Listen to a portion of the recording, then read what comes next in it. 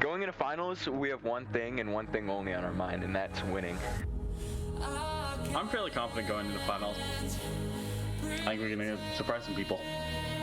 We're going to bring our highest level of competition we've ever brought, and we're not going to disappoint. Yeah, I've actually been preparing my entire life for this. We know that we can compete with any of the teams in our bracket. We're able to start proving our worth so far. Yeah, we're confident.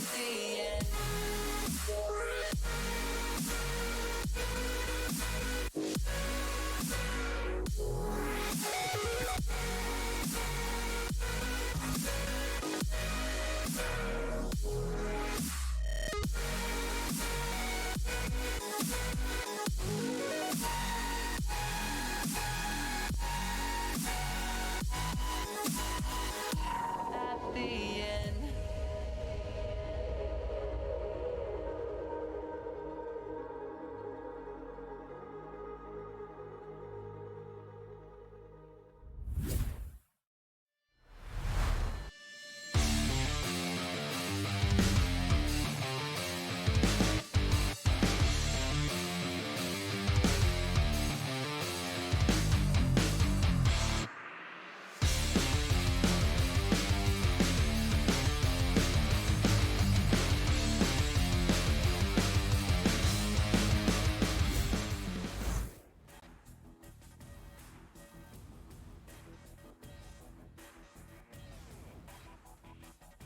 And hello and welcome to the Season 3 Finals. We've made it. It's May 15th. It's NA Finals. EU Finals was super hype earlier today. and OC before that. But we are here, last but certainly not least, NA. I'm your host, Luke, and with me in the booth is the ever so awesome Adam Fly on cams. Is wonderful, the wonderful T-Man. And man, what a matchup we do have. We have so many games here for you tonight across VR Master League, VRML2, and VRML3 here with us. We're going to start it off with one of the Challenger Cup winners, High Voltage against Anomaly. Man, it's going to be a good one. How you feeling, Adam? I'm feeling great about this game, and I'm feeling great right now because I'm super excited for this matchup here. High Voltage coming in at 9th, and Anomaly coming in at 8th. This is going to be a very, very close game. I can feel it. I can feel it running through my veins right now. But yeah, that being said, I'm just super stoked for this game, and I have really no prediction. Yeah, that's the way it should be. You know, definitely the casters, you know, should be neutral, but I definitely want to see a good game between both these teams. It is worth noting, Anomaly is coming off of an amazing win against Kangaroos. If you guys didn't see that matchup, you know, make sure you watch the VOD on our YouTube channel, and make sure you guys also are subscribed to our YouTube channel and Twitter. We post there whenever we go live, Echo Arena VRML. It'd be great to see you, join the community. And as we are here, huge shout out to all our sponsors, HyperX, Assyrian Products, ProTube VR, Rebuff Reality, VR Cover, Fixed Gaming, and VRware.net. Also, huge shout out to IgniteVR.gg and the Spark application. Make sure you guys download that, but they provide all our stats and stream, including the rosters, so huge shout out to them. But last but certainly not least, in fact, the most important, thank you for all of you, viewers on venues, Twitch, Facebook Live, YouTube Gaming, for taking the time out of your day to watch some Echo VR, the game we all know and love. But enough about that. On the flip side, High Voltage is also coming off some dominant wins. They had a heck of a game against, I do believe it was Technique, to sneak into the Master tier for the Season 4 in these finals right here. So both these teams are coming off of a huge win, huge momentum. So I think it's going to be their A game here today. How about you, Adam? Yeah, I definitely think that they might put in their best effort here, but still, like I said before, no predictions as of yet. But yeah, High Voltage with an insane win record right there, 21-10. That is mind-boggling right there. And look at the flip side, Anomaly with 13-4. I mean, yeah, so great stats by High Voltage. And yeah, a great game, like you said before, getting into the Master Division, which was just an insane game. And yeah, you definitely have to go check it out. You certainly do. As we are just waiting here, buying some time, let's just start with the tournament bracket, the finals bracket, how that all works. Basically, it is a double elimination tournament. So what that means is that everyone currently is in the upper bracket. So we're going to play the first 2 rounds of the upper bracket here on streams, VRML, VR Master League, Echo Arena, and 2 and 3. So that's going to see on screen right there. So Anomaly, High Voltage is what we're watching here, and then Ethereal Hive Mind. Then we're going to see round 2. Then basically everyone who loses all those matches is going to go to the losers round 1 or round 2, depending on when they lost. From that, they're going to be the lower bracket. But once they're in the lower bracket, then they're out. But if they lose here today, whoever loses between one of these 2 teams, one of them has to do it. They're not out of the tournament just yet. They can still fight their way all the way through the lower bracket, getting back to the upper bracket. Hopefully that makes sense. Maybe it doesn't, as I know that was kind of quick, but we're going to go into it. We're going to go into round 1. High Voltage against Anomaly here, NA Finals. It's the first game. Every team is hype. I hope you guys are hype. I know I'm hype. Let's see if Adam's hyped. Adam, take us away. Yeah, absolutely. Middle joust, middle advantage right here, but it is going to go to the side of High Voltage here, and a good pass to Sweet Tooth. Sweet Tooth is trying to bring it in through the back. It's just boggling all around back there. A great first play here as it does get reset and pulled back by Big Bot, sorry. And he's just going to be chilling up there on Cloud as he does send that one through. It's going to go barely wide there, and it's going to go back down into the trap. And really great start from Anomaly. It looked like maybe they were going to score, but some great defense there from High Voltage. But it's going to go right back the other way now. Quick stacks. The stack is good. The shot's even better. 22 meters out, 3 points. Anomaly put some points on the board. Only 34 seconds in this game. Yeah, amazing shot. That was just a beauty. You love seeing those not only in pubs, but in a really high level game like this. That being said, yeah, Anomaly putting the first 3 points up on the board here. Now we're a minute into the game. Launching out, it is going to be Isolate with the disc. Looking to send it over, but stolen by Sweet Tooth there. And it looks like it is going to be Chocolate and Sweet Tooth trying to move the disc upwards, but it's just going to get stolen and tossed out by Goran Jr. A soft throw is going to be lost in the tunnel there as Big Bot does pick that one up and looks for another pass. He's going to send it all the way down for the 3 once again. Scoring, or Anomaly is scoring a 3 and getting up into the 6-point differential. Yeah, your first instinct was right. Big Bot has scored all 6 points so far, and what beauties they have been. 29 meters out. That's another 3. That's 6 points for Anomaly. High Voltage needs to score 3 goals to get back if they want to score 2s. If they want to score 3s, it's only a 2-point game technically, 2-goal game. But Anomaly starting strong, as this is technically High Voltage first Master Tier game. But that's not going to stop Anomaly. Big Bot, another 2 points. 8-0 Anomaly. Oh, man. Yeah, just pulling through right now with 8 points. That is insane. You rarely see that in a Master game. But you might have seen it right now just because of a lower division. High Voltage going from Diamond, but nonetheless, 2 very good teams, but nonetheless, Anomaly just taking that one away. That being said, getting back into it, Lulz is going to try to send that one through, as it does get slapped back a little bit over to Acorn. Acorn now with the disc, looking for another opportunity here. He's going to send it down to the left side where Sweet Tooth is, now pushing the goal, looking for a shot, and it's in! Somebody else besides Big Bot finally scored, and there it is, Sweet Tooth, putting another 2 on the board. Anomaly now going to be up by 10. Wow, wow, wow. Anomaly just looking so strong. We're only 3 minutes into this game, and it's already 10-0. That is certainly not what I expected coming to this matchup, but High Voltage, fair to them, still has 7 minutes to respond, but Anomaly's not giving them any time or any space, as that's going to get cleared all the way back down the other way, but no, Goran Jr. is going to clear it. That's almost a pass, but instead it's going to be a stack race that they lost. Anomaly is there. They're ready to play. It's going to get picked up by Acorn. Acorn, long clear, long pass to Isolate, though. Isolate not getting it out. It's going to go low. It's going to go quickly into the hands of Fire Ninja, who was stacked and ready. Passing up to Goran. And Goran's just going to go for the long clear, but that's not good enough. Anomaly's there to recover. Yeah, now going down to Fire Ninja. He's going to cross it around, looking for the first 2 points, but no, getting denied by Sweet Tooth. Is going to have another opportunity, and Lulz slowly taps that one in at 6 meters per second. Amazing shot. Yeah, finally putting the first 2 points. That's what they need here. And we're just sitting at about 6 minutes left in the match here. Still enough time for High Voltage to come back here, which is plenty possible here. That being said, Chocolate is going to grab that disc right off the joust advantage, as it does get sent over to, I think that was Acorn, but he is lagged out here. We might see a pause here as the next goal goes through, as Lulz takes that disc and tries to look for that 3. It's going to bounce a little bit wide as Fire Ninja gets a rebound and throws it into the pocket. Wow, wow, wow. 4 unanswered goals Anomaly did. Now High Voltage has 2 of their own. They're in this game. They're not out of it. I certainly maybe was discounting them a little bit at the back of my head. I don't know if you guys were, but High Voltage is turning up the heat, as they do still have a 6-point deficit. They still have lots of time to go, though, but that's a long clear. That's going to bounce into the hands, though, of Isolate, going for the pump fake, trying to bait some rotations. He's instead just going to go for the reset, though, to buy some space.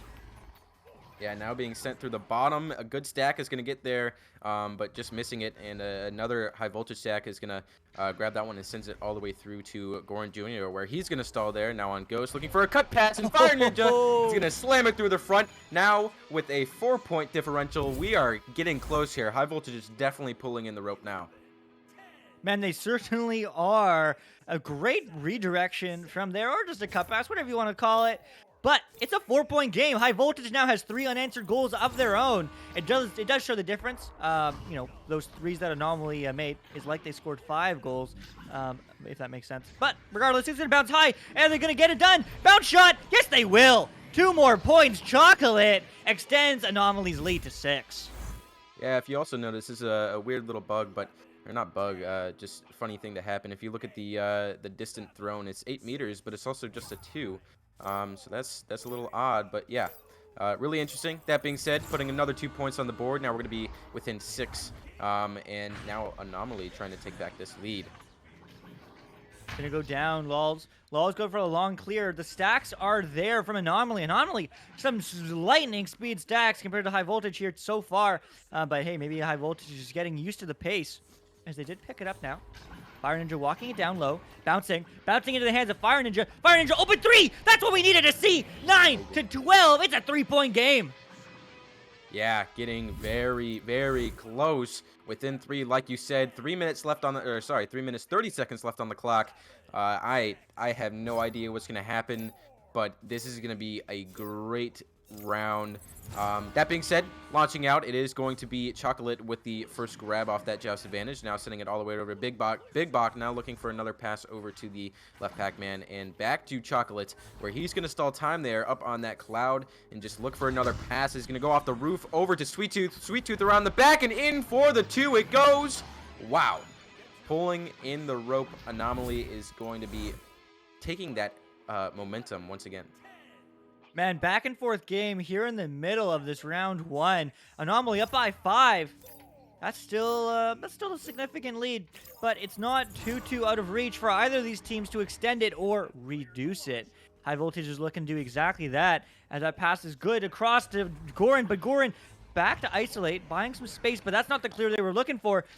That's going to get picked up by Anomaly. That's going to get picked up by Sweet Tooth. That's going to get picked up by the stack. It's not an open 3, though, but they're going to go for the cut pass. Yeah, they will. It will work. Diving in across. Bounce? Slam? No? Maybe? Oh, it's going to get tossed out, and it's going to get cleared. Great defense there from High Voltage. Wow, yeah, now sending it all the way back to the midline. Lols is going to pick that one up. Now High Voltage with another opportunity as Isolate grabs that disc, tries to move it around the back. Is he going to score? No, denied by Acorn as he sends that one through the tunnel. And it's going to be good as it does hit off that left side boot. And going down, it looks like it is Chocolate with the first grab there. Now looking for another pass down to the bottom. Will he be able to get this? A great cut pass to Sweet Tooth, and in for the 2 it goes. That's so clean. Man, Anomaly's just looking good here. They're bringing the heat. They want to win it. Finals. Here we go. 7-point lead now. It's still possible with 1:30 left on the clock, basically. But it certainly is going to be a tougher and tougher ask because time is not on the side of High Voltage. They need to get some goals. They need to get some goals quick. But that's going to get turned over by Sweet Tooth. And they're happy to waste all the time in the world, but that's just going to be a clear, and that's going to get picked up by Lols. Yeah, now Lols having a soft pass over down to the right. Sorry, clear. But nobody there to receive it besides Big Bot as he does send that one down. He's gonna hit the right panel, bounce up, and a stack. Big Bot's gonna grab it again for the soft 2 once again. Right there, and now they're pulling away with the lead once again. 9 points, 1 minute. It's not doable, but there's still lots of time to score goals. High Voltage can get some more points on the board, get some momentum for this second round, and dare I say it, maybe even get a round 3. We shall find out right here, right now, if they can do that. But that's a quick stack, almost getting the turnover, but instead that's just going to be cleared downfield. That's going to be past everybody, though. Unfortunately, that's going to be picked up. Oh my god, it worked! What? Fire Ninja reads that disc somehow and gets the 2. Hey, you know what? That's what I wanted to see. That's what I wanted to see, some momentum goals. So, hey, don't count High Voltage out of the second round. Yeah, I mean, I'm not sure if they still have enough time, but they can definitely lessen the impact of the score here. Only a 7-point differential, but that being said, Goran Jr. is going to pick that one up as he sends it over to Chocolate. With some great cut passing, a ding is going to go off the ding ring, and going back, it is going to be slapped out, but Acorn quickly recovering that one. Just no room for good defensive cover as he does send that one through. And now it's going to be 11-20 as that round ends, going to Anomaly. Man, oh man, they get the 20-11. Still, yeah, and you'll have to see that big 2-0. What a game from Anomaly. I mean, they just looked faster. They looked a little bit cleaner, and they certainly, Big Bot did his job. 10 points to his name. Following up after that, server leader is Fire Ninja with 9. So, you know, well, we didn't necessarily have as many highlight reel goals from Fire Ninja. There was still 9 points to his name. Great work from him. And both these teams really back and forth. I don't know what to say. I mean, Adam, what do you expect to see from High Voltage to really turn it around in round 2? I think they really just need to work on their bubble defense. I think a lot of their passes are just, or sorry, a lot of Anomalies passes are just slipping straight through their hands. They need to sort of like enforce that a little bit because you can't let that stuff happen. I know from playing them just this season that they have some good defense, really good defense, but I feel like their bubble defense is a little bit lacking because I feel like they always have a stack out there in the field, and sometimes it just gets stunned out. And unfortunately, they just can't get back.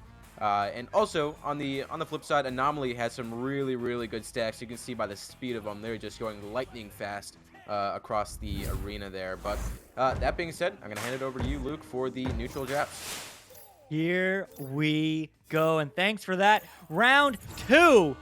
Fresh score 0-0, but that's going to be Anomaly with the stacks, but unfortunately, the unfortunate headbutt going instead right back into their own zone. That will eventually get picked up by Big Bot, but he's going to get stuffed for his efforts.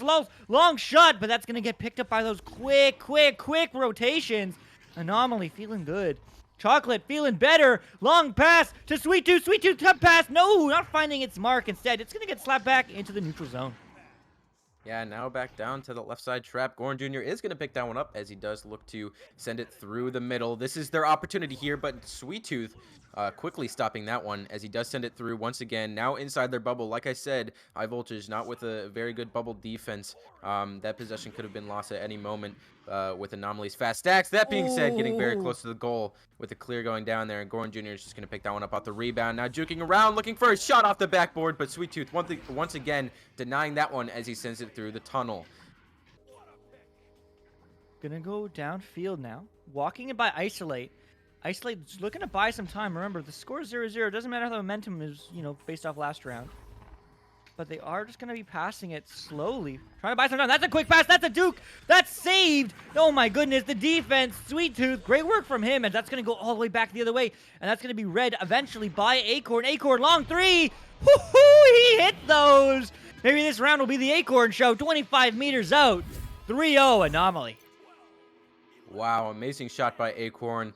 And just looking at the aspect of the game here, it is only a minute 30 into the game. That is 30 minutes longer than a little bit longer, maybe 45 seconds longer than the first goal. And I think High Voltage is sort of pulling it through now. That being said, I think that was Lols is going to send that one through as it does bounce down to the trap as Big Bot tries to slap that one out. It's not going to be good though, as Sweet Tooth grabs it this once again and clears it through. It is going to be going through the middle as Chocolate does hit that reset down to the back over to Acorn, and Acorn now at the disc stopping on the neutral zone. Gonna go all the way across. Acorn over to Big Bot. Big Bot, can he do it again? Can he dare? He's going for the cut, but no, it's gonna get intercepted by Lulz, I do believe, but High Voltage is there. They're ready to play. They're ready to turn up the heat.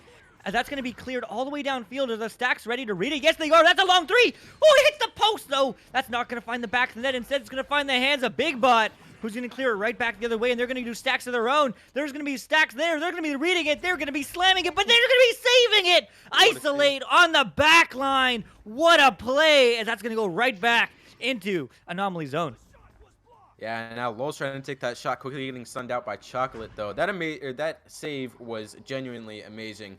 A 2v1 and saving it through the back is just astounding. With the close proximity of that shot, that one shot almost went in. Got saved by the ding ring, though. Yeah, like I was saying, very close with the proximity of the shot. Was very close. So I'm really amazed by that save. That being said, getting back into it is going to be lost in the bubble here as Fire Ninja picks that one up over to Goran. Goran through the back, in for the two. It goes. They're within one. They certainly are. This match is crazy. This match is intense. This match is insane. However, that certainly, that post hit on the long three would have been really great to get that 3 points on the board, tying it up. High Voltage still a point behind, but certainly looking a lot better than they did in round one. Finally, maybe waking up to the pace of this game, not necessarily what they're used to. As once again, this is their first real match in Master Tier, and it's in the finals in Season 3. Couldn't get more hype than that and couldn't get more sweaty. But that's going to be setting up the offense now will be Anomaly. They're looking to convert. They're looking to score. They're looking to shoot, but that's going to get bounced out. And that's going to eventually get picked up by Big Bot, looking to all do it again. Yeah, amazing save once again, but now the disc being lost there on that left side high voltage zone. as it does try to get sent through, but I think that was Acorn denying that one as it does get sent towards the bottom of Sweet Tooth, now picking it up, looking for a cut or a dunk pass right over, sorry, an alley-oop right over to Acorn, and in for the 2 it goes, extending that lead by 3 now, and we're nearly halfway through the game here. Wow, we certainly are, but it's a much closer game. As I said, compared to round 1, High Voltage, they want a round 3, and I can see a future where we see one. Oh, that disc almost got stolen, though. As I say that, that's the clear. That's not what they were looking for. That would have been great to have that clear, but, they're there eventually. It's going to bounce into the hands, though, of the backline player, Sweet Tooth, and his stack partner, Acorn. That's going to go all the way downfield. That's a dribble. That's a play. That's a pass. Ooh, not finding its mark, though. And that's going to bounce right back into the neutral zone, right back the other way. Goran Jr. is going to clear it, actually pass it up to Lawls. Lawls now going to pass it up to Fire Ninja. He's going to pass it back to Lawls. Go for the reset. Walking in now, looking for the cut pass. That's a cross. That's not finding its mark, though. Eventually get picked up by Fire. Fire maybe looking to cross again, and whoops, no hit the post. High Voltage. That's too many dings so far this game, and that is going to bounce out. Yeah, now moving over there. Isolate's going to pick it up, but quickly stunned by Sweet Tooth. An open 3, but Fire Ninja once again denying that one as he does send it through. And it is going to bounce off that middle neutral Geo there. Just getting fumbled around a little bit. Big Bot is going to take that soft slap over to the right side here, as Chocolate does seem to pick that one up. And now moving down to the floor, they're definitely looking for another play here, or another a good offensive strategy with a cut pass going through to Sweet Tooth, and he's going to set it in for the 2. Oh, man. Anomaly, absolute dominant offense. 5 points to their name, or rather advantage. But 4 minutes left. You know what? There's still lots of time. High Voltage, I believe in you. I want to see a round 3. I don't care who wins round 3, but I just want to see High Voltage win a round. That's what I want to see against Anomaly, but it's going to be certainly a tough ask, because that's going to get turned over once again by Acorn. Acorn looking the other way, going for the clear, but that's not gonna find its mark. Instead, it's gonna get slapped back. Actually, Fire Ninja, great job from him. That's not out, but it's gonna go back into the neutral zone. Yeah, now being sent up to Acorn. Acorn is going to send it down over to Sweet Tooth. Now pulling through to the right side, looking for another pass here as Chocolate and Acorn are very close together. That reset's going to go back to Big Bot as he does send that to the left side where it is going to be loose. And it looks like Lowles is going to pick that one up just barely and gets that very soft slap out of there. And Big Bot is going to pick it up, but getting stunned out is going to be sent through. And this is an opportunity. A 2 through the back it goes. They're within 3. Yeah, great look from them. I mean, the back of my mind is like, they may have had space. They could have, passed it out, but nah. Go for the guaranteed goal. 3-point game now. 3 minutes left. Well, just under. High Voltage, they're still in it. Anomaly, though, looking to extend that lead with the joust advantage. Yeah, now being sent over to the left side. Big Bot is going to receive that one as he does get stolen with an open 3. It's going to be sent through, and in for the 3 goes. They are tied. Luke, we might see a round 3 here. I am very stoked. I am extremely stoked. That's all I want. All I want is a round 3. It's 7-7. It's still anybody's game. There's still 2.5 minutes left. You can call it 2:15, whatever. But Anomaly. High Voltage has a few unanswered goals. That's a mistake. That's a headbutt accidentally. That's a turnover. Fire Ninja and his team made a joust advantage, a disc advantage, as they are going to dupe. They're going to doodle, and they're going to score. Goran Jr. Insane. He takes the lead, 9-7. High Voltage. Yeah, putting the difference at 2 now. High Voltage is going to take the lead here for the first time in this game. This will be insane to see. We have about a minute 30 left on the clock here. Sorry, minute 45. As it is going to be, Chocolate with the disc. He's going to send it over to the right side. That one play just messed up a little bit with that turnover. But that being said, a cut pass, but a great save by Isolate. It's going to be sent over to the left side where Acorn is unfortunately going to pick that one up. A missed pass, though, is going to be going down to that right side as Goran Jr. does send that one through. Maybe being able to extend their lead, but no, Chocolate's going to stop that one before it gets anywhere. Man, time is the name of the game. 1 minute 18. That's going to bounce almost in. Well, that's going to get barely slapped out. Fire Ninja, though, is happy to take all the time in the world. Maybe he doesn't see the guy behind Pack or behind that Geo there hiding. And he didn't, but he gets the clear anyway. That is going to bounce right back into the hands of Chocolate. 1 minute remaining. If Anomaly scores a 3, that's a really hard ask. If High Voltage scores a 2, Oh man, it's a close game, but it's gonna maybe be another play for Anomaly. Passed up, shot, bounce, saved, isolate. Oh my goodness, he's standing on his head. But this offense isn't over. Sweet Tooth is not letting them breathe at all. That's gonna be a quick pass to Acorn over to Big Bot. Oh my goodness, what was that? But it's not over. Cross pass, cut pass. Oh, finally they get it in. 30 seconds on the clock. We might not see a round 3 yet, but we dare say we might see an OT, as it is going to be high voltage with the Joust advantage. Wow, that was genuinely insane. There's still time for high voltage to come back here and win round 2. But yeah, amazing play.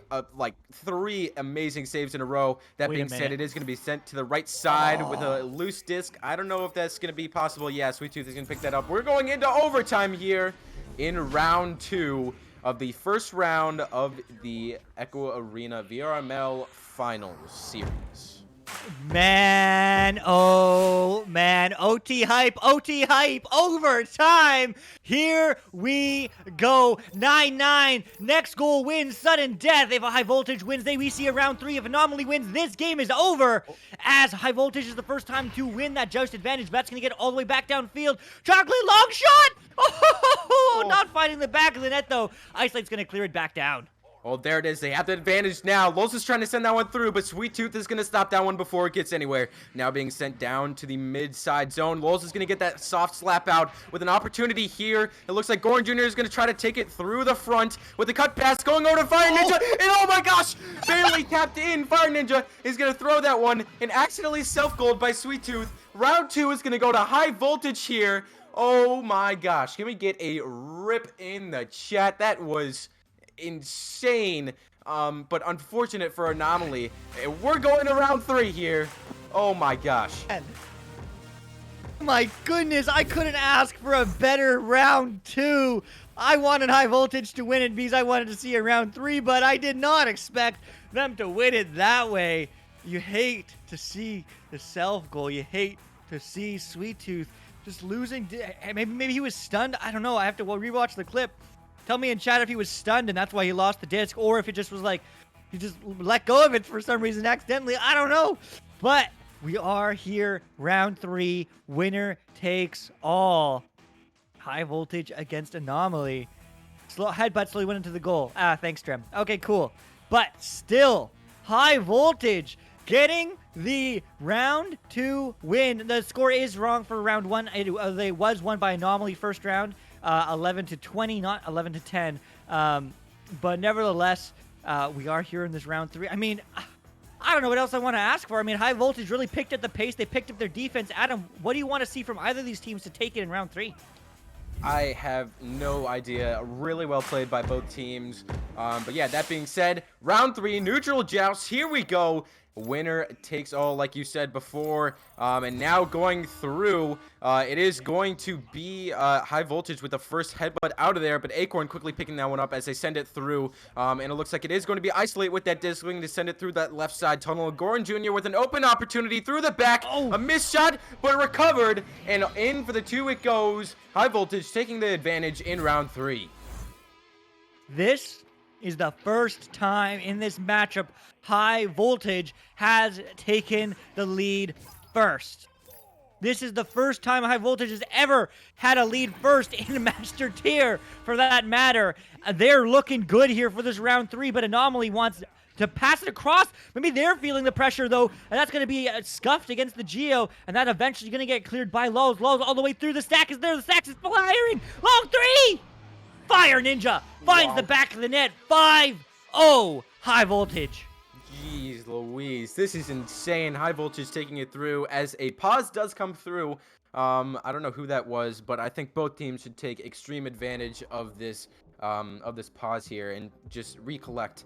But high voltage pulling it through. I think Anomaly's got the nerves worked up here because they are definitely fumbling the disc a little bit more. I know right off that first joust, or sorry, the second joust advantage. Second. No, first joust advantage by Anomaly. The pass went over to Big Bot, and he messed up the pass a little bit, hit off station, and went up to the ceiling. But yeah, they are definitely losing their possessions just a little bit more. I think they're definitely nervous. They're like, oh shoot, this Diamond team, or sorry, this Master team that came from Diamond won the Challenger Cup, is almost about to beat us, and we're kind of nervous here. But yeah, I think Anomaly is just really nervous about this game, and we can definitely see that in the score. We certainly can. I think both these teams are definitely feeling the pressure, but High Voltage and Anomaly. I mean, let's see who got this pause. We have a huge shot of Spark. As we can see who paused the game, it was Blue, so that was Anomaly. And all the stats on your screen, well, not right now, but during the intermissions, no, it looks like High Voltage just doing some regrab practice. Hey, you never can stop practicing, especially when you're live in the finals. But nevertheless, just a mental reset. As you said, I think mental game is so important here. And Anomaly, I mean, whew, they're on the back foot. 5 points down at under a minute? Sure, 57 seconds, but under a minute. That's not a good look. That's not what anybody expected. I mean, as a caster, straight up, like, I have no favorites. But, I mean, let's not lie to ourselves. Anomaly is a seasoned Master team. They're a team that was expected to come out and crush this team in 2. And instead, High Voltage gets the overtime win from a heck of a goal. And they're 5 points up in round 3. No matter what the score is, High Voltage is ready for Master Division if anybody had any doubts. But, man, this game is I just want this game to start as everyone's praising the disc upside down. You gotta love it. But man, it looks like the unpause is gonna come through now. So 5 more seconds, and we're gonna get into round 3. 9 minutes remaining. Anomaly, joust advantage. Yeah, here we go. Nearly 9 minutes left here. Anomaly with the joust advantage coming out. It is going to be Chocolate once again with the first grab on that disc, as it does get sent over to Big Bot. Big Bot now over to the right side where Acorn is, looking to send it back, but Fire Ninja denying that one as he does send it through. It is going to be lost in the hands of Chocolate though, and just getting fumbled around there, as it looks like it is going to be Goran Jr. picking that one up. Sending it through, has another opportunity here. High Voltage might be able to extend this lead once again. It looks like they might be able to, as Fire Ninja grabs that disc with the pass going to the back. It is going to go through as Isolate puts that one in with kindness. Man, I mean, Anomaly taking the mental reset. Mad respect to that, but High Voltage having none of it. They're feeling the heat, they're feeling the pressure, and they're feeling this game. 7 points to their name. 2 minutes in, round 3. But there's going to be Anomaly going for a long pass. It's going to be a one-on-one Big Bot. 2-on-1, actually. The stuns! The stacks! Fire Ninjas there. They intercept. High Voltage looking so good. Sweet Tooth, though, this Fire game is far from over. He's dupsy. He's doodling. He's picking it up to Big Bot. Big Bot's going for the reset to buy some time and space on this Anomaly offense. Yeah, now being sent over to the right side. It is going to look like it was going to go through, but LOLs stopping it there before it goes in. And now being sent down to the bottom. Fire Ninja with the disc. Going to miss that shot, though. It's going to go wide a little bit as Big Bot takes that one and clears it through. No, it's going to be fumbled once again with the sun going out. Unfortunately, it's going to be Sweet Tooth picking that one up once again and now sending it over to Chocolate. Over to Chocolate. Chocolate up to Acorn. Acorn low, but that's not to anybody. A bit of miscommunication there. That's instead going to go into the hands of, eventually, High Voltage. I thought it was going to be a turnover and a turnover. That's going to be cleared high. The stack race is going to come through. It's going to get picked up by High Voltage. High Voltage! Wow. High Voltage 9-0. No 9-0. 7 minutes left. I have no words. I'm speechless. This is a crazy game. High Voltage getting dominated in the first round, pulling through with overtime in the second. We might see their path go through with another open three. He's going to hit the ding ring, and they have another opportunity here. But Losa is going to pick that one up. But an insane game. And yeah, we still have time, though, as Chocolate does send that one through. No, actually getting stopped by Fire Ninja and sent back over to Goran Jr. Over to Goran Jr. bouncing high to Lulz. Lulz. No, okay, that was a bit of a risky pass, and he got punished for it. But that might be a punishment of the worst sorts. Wow. That's a 3. That means it's the 3 points now. 6 goal differential. High Voltage, they're still in it, but 6 minutes left. Anomaly has time to win it. 6 goals. 6 points. 2 goals. This is a very potential overtime here. Round 3 overtime. That is a caster's dream right there. A really good play there. Sorry, I was just fumbling myself there. But a really good play as it does get like sent back just a little bit. That being said, it's going to be sent through once again with another advantage here as Lols puts that one in. Oh my gosh.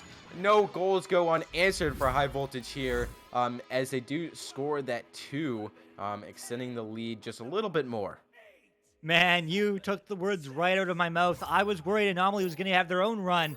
But no, High Voltage does not let them score any unanswered goals. 11-3 now. Half this game is remaining. That's another headbutt. That's how they got their score in the overtime. That's how they're going to get the stun. The stun is through. Can they get to the disc first? No. Instead, it's going to be Chocolate stunning out the 2 High Voltage players on him. Great play from him. That's going to get a turnover. Once again, Fire Ninja up to Goran. Goran, it's a 2-on-1. It's a 3-on-1. It's a slam on one. 13-3 High Voltage. 10-point lead.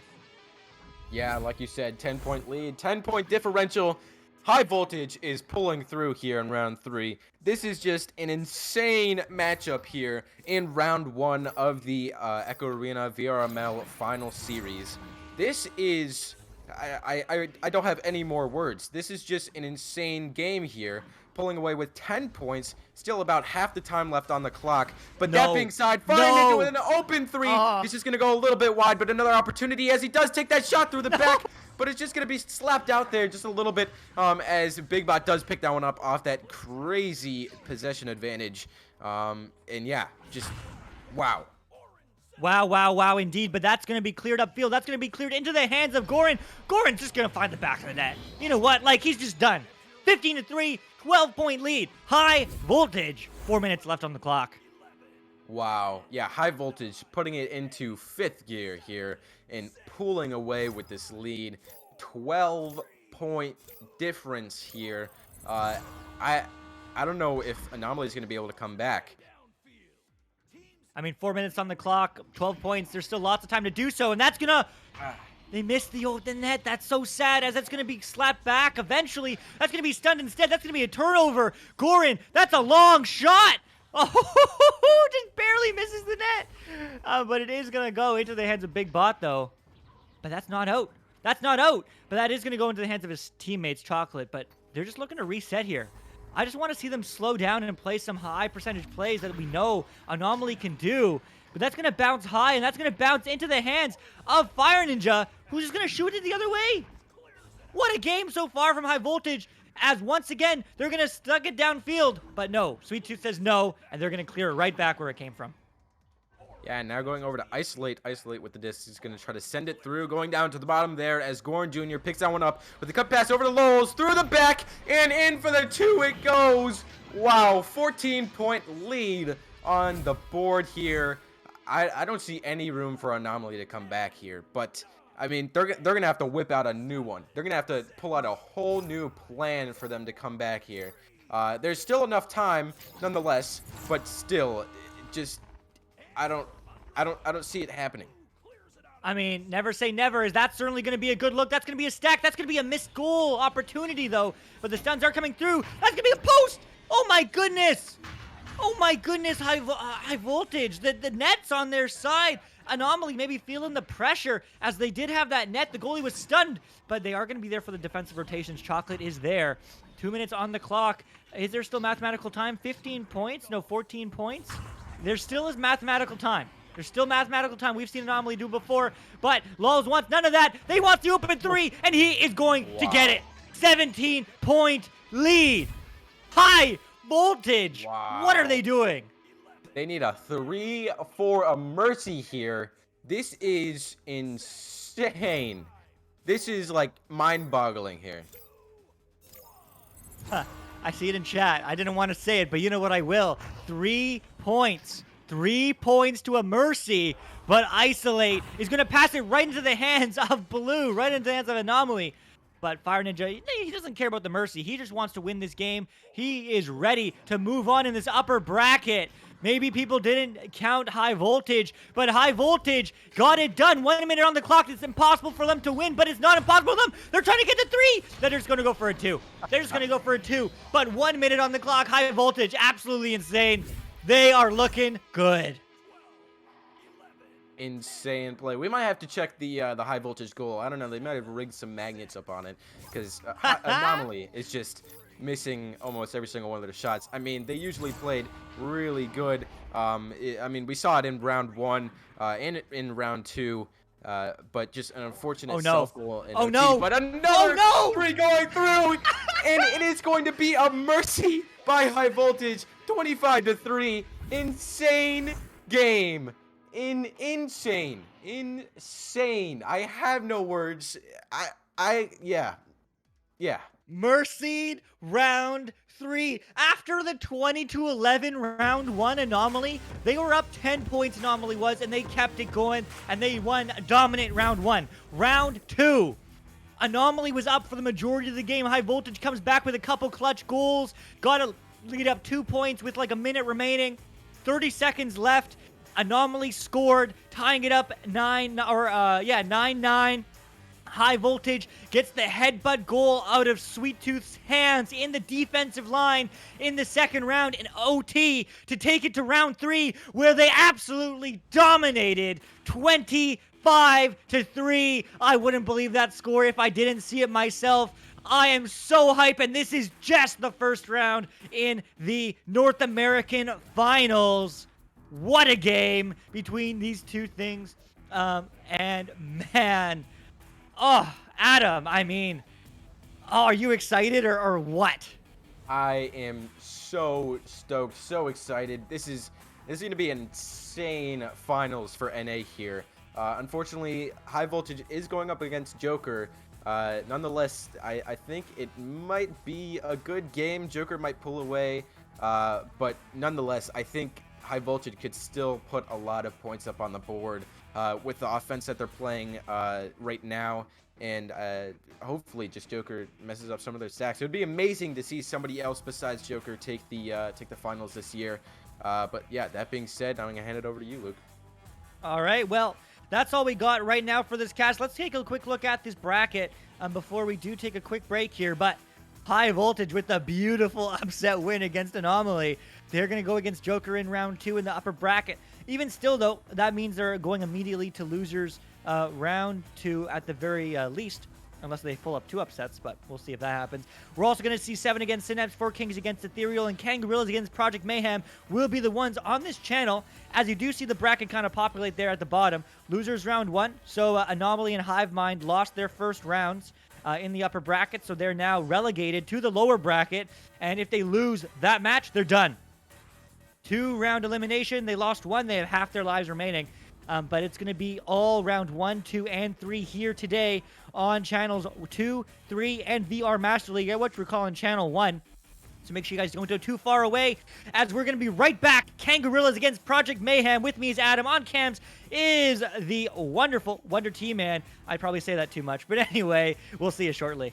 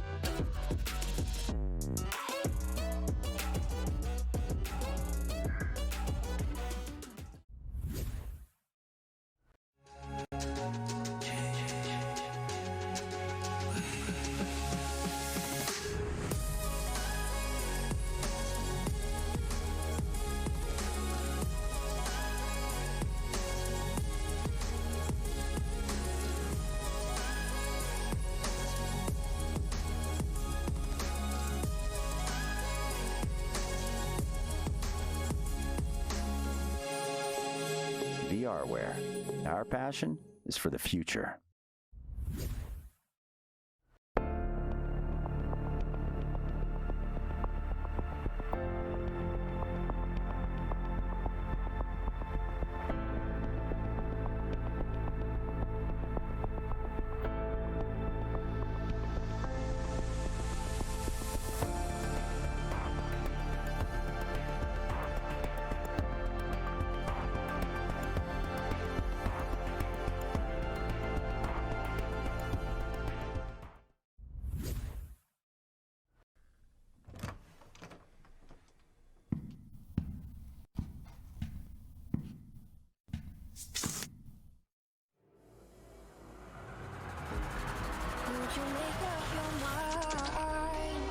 'Cause I'm getting tired of overthinking every move you make, and I can help you decide who you're loving now and how I'm not quite there. Yeah, the near side trap gonna be picked up by Game. Trying to send out, but Jason there with the recovery gonna be sent all the way through. Picked up there by Mozzie. Mozzie has the open lane. Whoa! What a save there from Ryan. It's one of the biggest saves in the round 2. It's gonna send all the way through. Jaywalker has an open lane, and that was on. 8 minutes and 40 seconds left to go.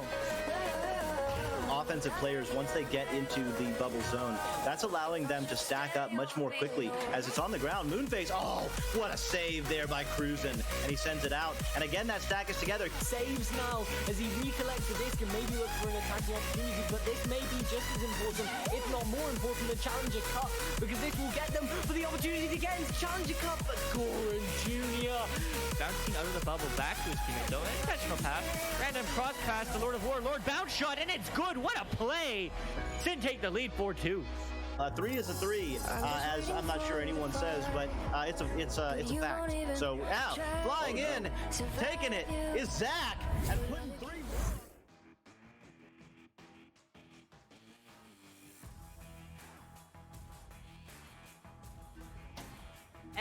And welcome back, Channel 3 NA Finals. What a game we just had on ourselves. High Voltage against Anomaly. But reset.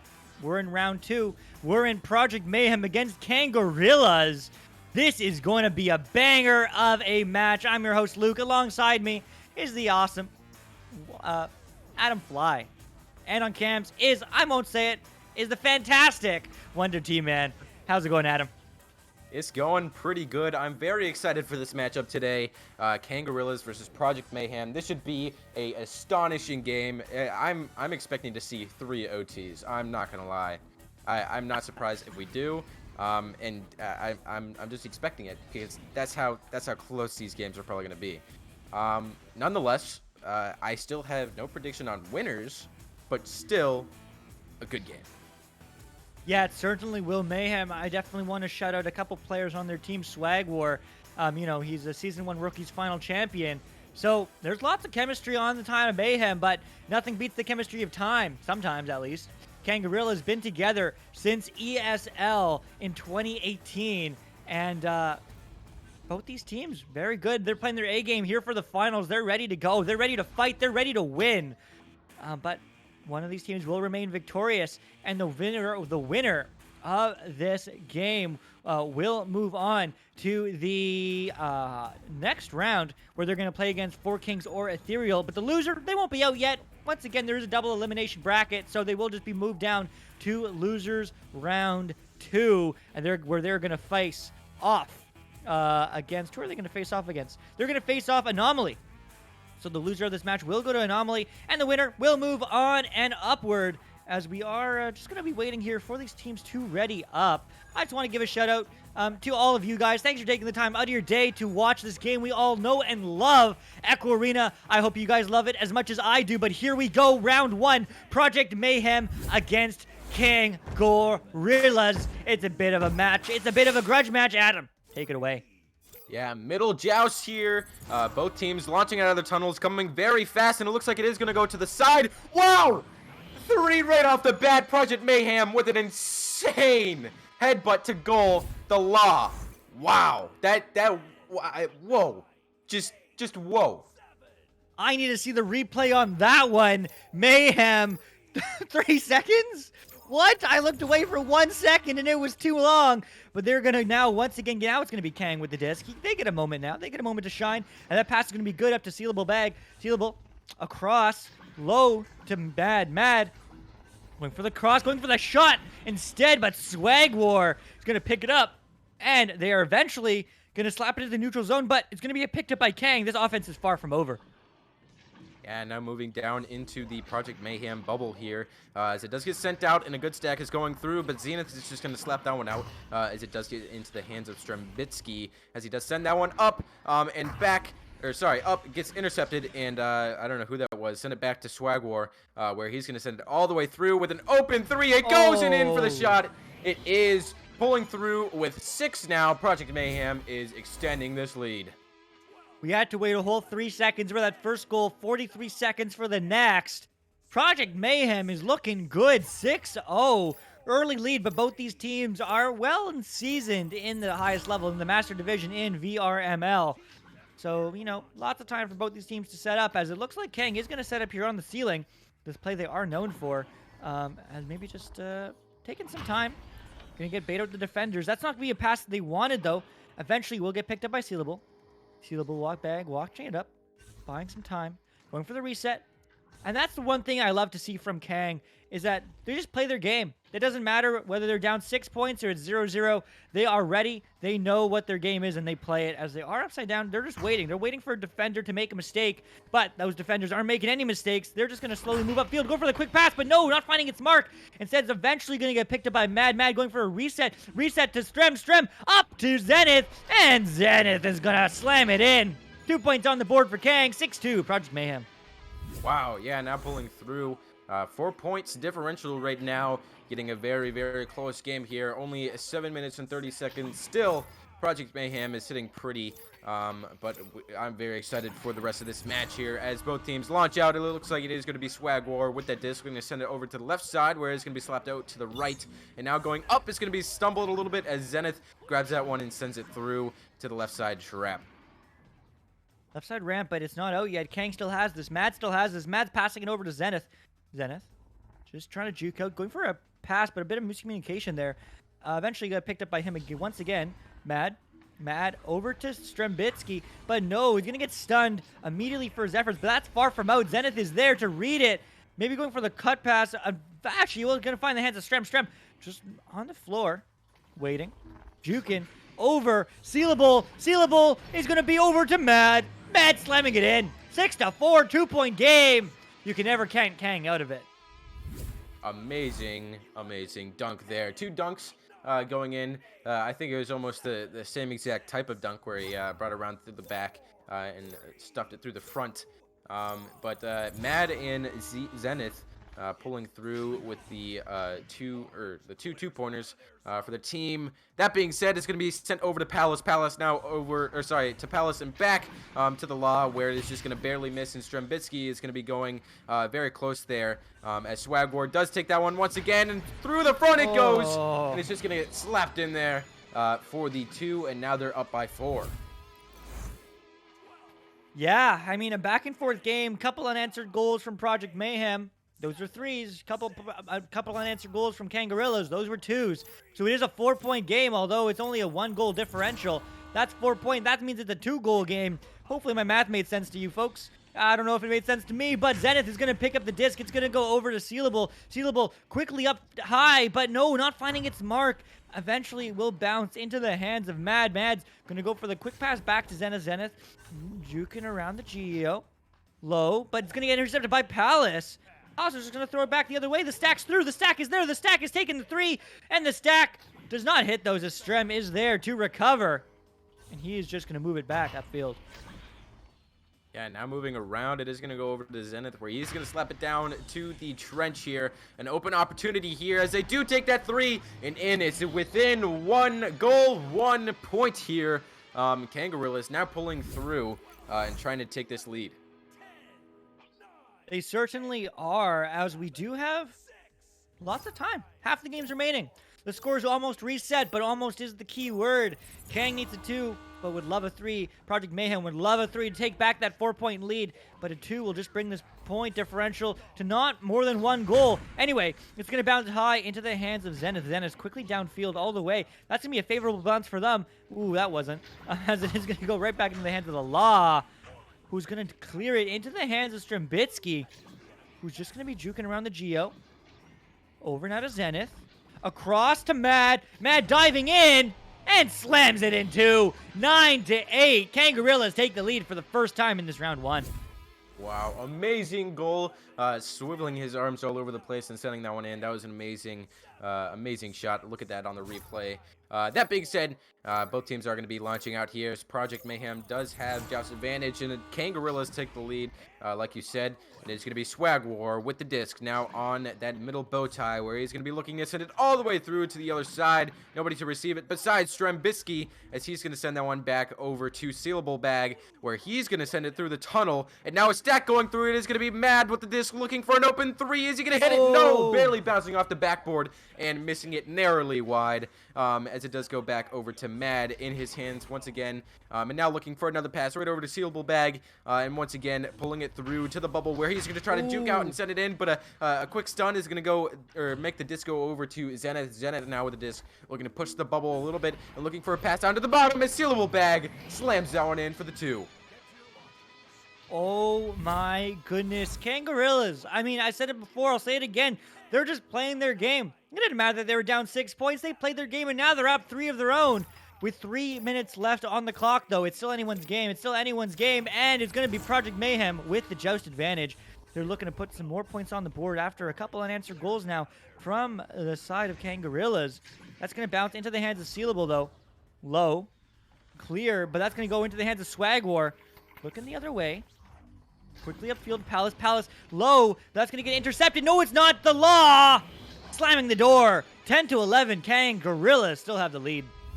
Wow, amazing play here. Yeah, within 1 point now. Very, very close game like I predicted, but I don't think we're seeing an overtime. I mean, we might be able to see it if Kangarilla scores a 2 and then Project Mayhem answers with a 3. But that being said, it is going to go to the position of Zenith as he does clear it over to the right side, over to Sealable Bag. Just playing their time there now on their side. Just looking for their passing, looking for their options. As that pass does go through and bounce down to Mad as he sends it back over to Sealable Bag. Now on the left side, he's going to send it back over to Strembitsky. Now looking for another pass over there to the right side. Once again, just stalling their time, looking for the pass, waiting for the defense to mess up as he does juke around a little bit. Amazing juke, and for the alley hoop and the dunk, Mad and Zenith teaming up for that too. They certainly are. Man, I mean, what a play. Like, what can you do against that? Wide arms, what a juke, and they get it in. 3-point game now, 1:30 on the clock. Kangarillas looking to extend their lead. Project Mayhem looking to get back the lead after they lost it. They have yet to respond. Is that unfortunately going to overshoot the disc with their stack race? And now it's going to be a stack right back. Kangarillas gets the long 3. They shoot it. Whoa. Wow. Zenith snipes the upper bucket. It bounces a little bit lower, but hey, you know what? I don't care. 24 meters out. I'll take it. 6-point lead. Project Mayhem need to score 2 threes if they want to take it to OT. Wow. Yeah, just an amazing shot. And yeah, now launching out. It is going to be a very close game. They still have opportunity here. That is 2 threes at 24 seconds. It will be times up if they do not have a 16-point match here. Or like matched between both teams. But that being said, it's going to be similar to Swagor through the front, but denied by Sealable Bag as he does send that one through to the left side tunnel and bouncing around, going up to the ceiling. Has another stack going through. I'm not sure who's going to be able to get it. It's going to be a certain possession by Sealable Bag, and through the front it goes, extending the lead once again, and that is going to be out of mathematical time. Kangarillas is going to be taking round 1 of this game, and an amazing comeback, I should point out. From 6-0, they pulled back to 18-10. This is an amazing game. It certainly is, and with that, I don't know if that was scuffed. Oh my god, are they going to score another 3? Another 2. All right. Wow. All right. 2010. Kangarillas absolutely crushing it, playing their game and playing the long game, taking back the lead. I'm going to say it, though. Kangarillas, if you imagine Kangarillas as Anomaly and Project Mayhem is High Voltage, we saw the same scoreline after the first round. This doesn't mean anything. The momentum can always shift. Project Mayhem can't take it back, but Kang is certainly looking good. After the first round, I mean, Adam, what do you want to see from Project Mayhem coming into the second round to really get a better chance to win? Yeah, I think they really just need to upgrade their stack speed. And definitely their initial joust, because originally, I mean, in the neutral joust, they got that awesome headbutt 3, but nonetheless, I think their initial joust, you can see by that last that last joust. They sort of unintentionally headbutted upwards, and they lost that possession. And a couple of other times where they just sort of stalled time on their side and couldn't really find an exact pass where they could. I think they just need a lot of more fast short passes where they can sort of get their momentum rolling in the advantage joust. But nonetheless, I think they're playing really well. Unlucky for that last couple of goals where they sort of lost possession, lost grip on it, and it got lost into 10-20. That being said, Luke, I'm going to hand it back over to you for the neutral joust. Here we go, round 2, Project Mayhem Kangarillas. Mayhem looking to take it to round 3. Kangarillas looking to close this out game quickly, as it is going to get won by Kang, but no 3 seconds goals this time, as it is going to get passed upfield, but not passed to anybody. Instead, it's just going to be bouncing around, and eventually will get picked up by Allah, who is just going to shoot it all the way back down the other way. Yeah, now being lost in that Kangarilla bubble, it is going to be Zenith with the possession. He's going to try to send that one out. Strembitsi going to save that or pick up that one as he does try to send it through, but getting cuffed by the shield there. It's going to go back over into the hands of Zenith as he does look for the open 3, and it's in, perfectly centered. What a shot! And yeah, now taking the lead in round 2. This is amazing. Kangarillas moving up with their momentum. 20-10 after round 1, 3-0 early on in the second round. It is worth noting that Kangarillas had 70% of the possession time of the disc in the first round. And obviously, if you have that much possession time, you're going to have more shots, you're going to have more goals, and you're going to take the round at the end of the day. But Palace is going to take the 3 of his own. Unfortunately, it's going to hit the shield, though. So it's not quite out of the woods yet as Palace up to the Law, jumping and juking and shooting. Whoa. What a save from Mad as it's going to go out of the bubble. This offense isn't over yet, though. It's going to get picked up by the Law, who's going to turn it right back around. Long pass, the swag work. Can he do it again? Law saved again. Sealable bag. Kangarillas, their defense is keeping them in this game. Wow, 2 amazing saves back to back. That was just astonishing. But yeah, that being said, the offensive possession isn't over as Palace takes a 3, and oh my gosh, it's a tie game in round 2 here. I mean, viewers, what are you thinking right now? This is insane. Who do you guys predict who's going to win this game? I mean, I certainly don't have any prediction right now, but this game is certainly hype, Killigan. And yeah, that being said, launching out Kangarillas is going to take that possession. Whoa, weird lag out there, but Sealable Bag is going to take the disc nonetheless and send it back to Zenith as he does take that one and walks it up to the left side tunnel. Zenith left over, but he's just buying some time. We saw this when Kang was 6 points down in round 1. They just play their game. They don't play rushed. They know there's lots of time on the clock. They want to go for those high percentage passes, and that's exactly what they're doing. Is that pass is going to be across the Sealable Bag, but he's just waiting. That's another pass. That's another pass. That's a shot. That's a goal. That's what we expect. An absolute masterclass in bubble offense there. Kang taking the space, taking the time, and going for that ever so frequent 1 extra pass to make that goal all but guaranteed. Taking back the lead 5-3. Yeah, now pulling up by 2. Project Mayhem is going to have to answer this goal here with a 2 or a 3. A 3 to take the lead, a 2 to tie it up. But nonetheless, this is still a very close game as Strembitsi does clear that one out. Going up to the ceiling as Zenith might be there to get it, but a quick stack by Project Mayhem is going to get to that one. And a quick loss of possession, just fumbling back and forth. This isn't ping pong, this is Echo VR.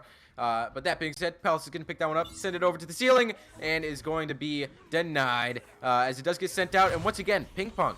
And the Law. Wow, I got lost there. As the Law picks that one up and shoves it in through the front. Now a tied game once again. Very, very hype.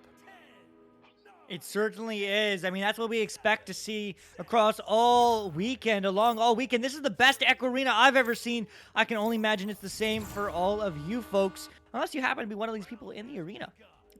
But anyway, it's going to be 5-5 now, 6 minutes on the clock. It's a new game.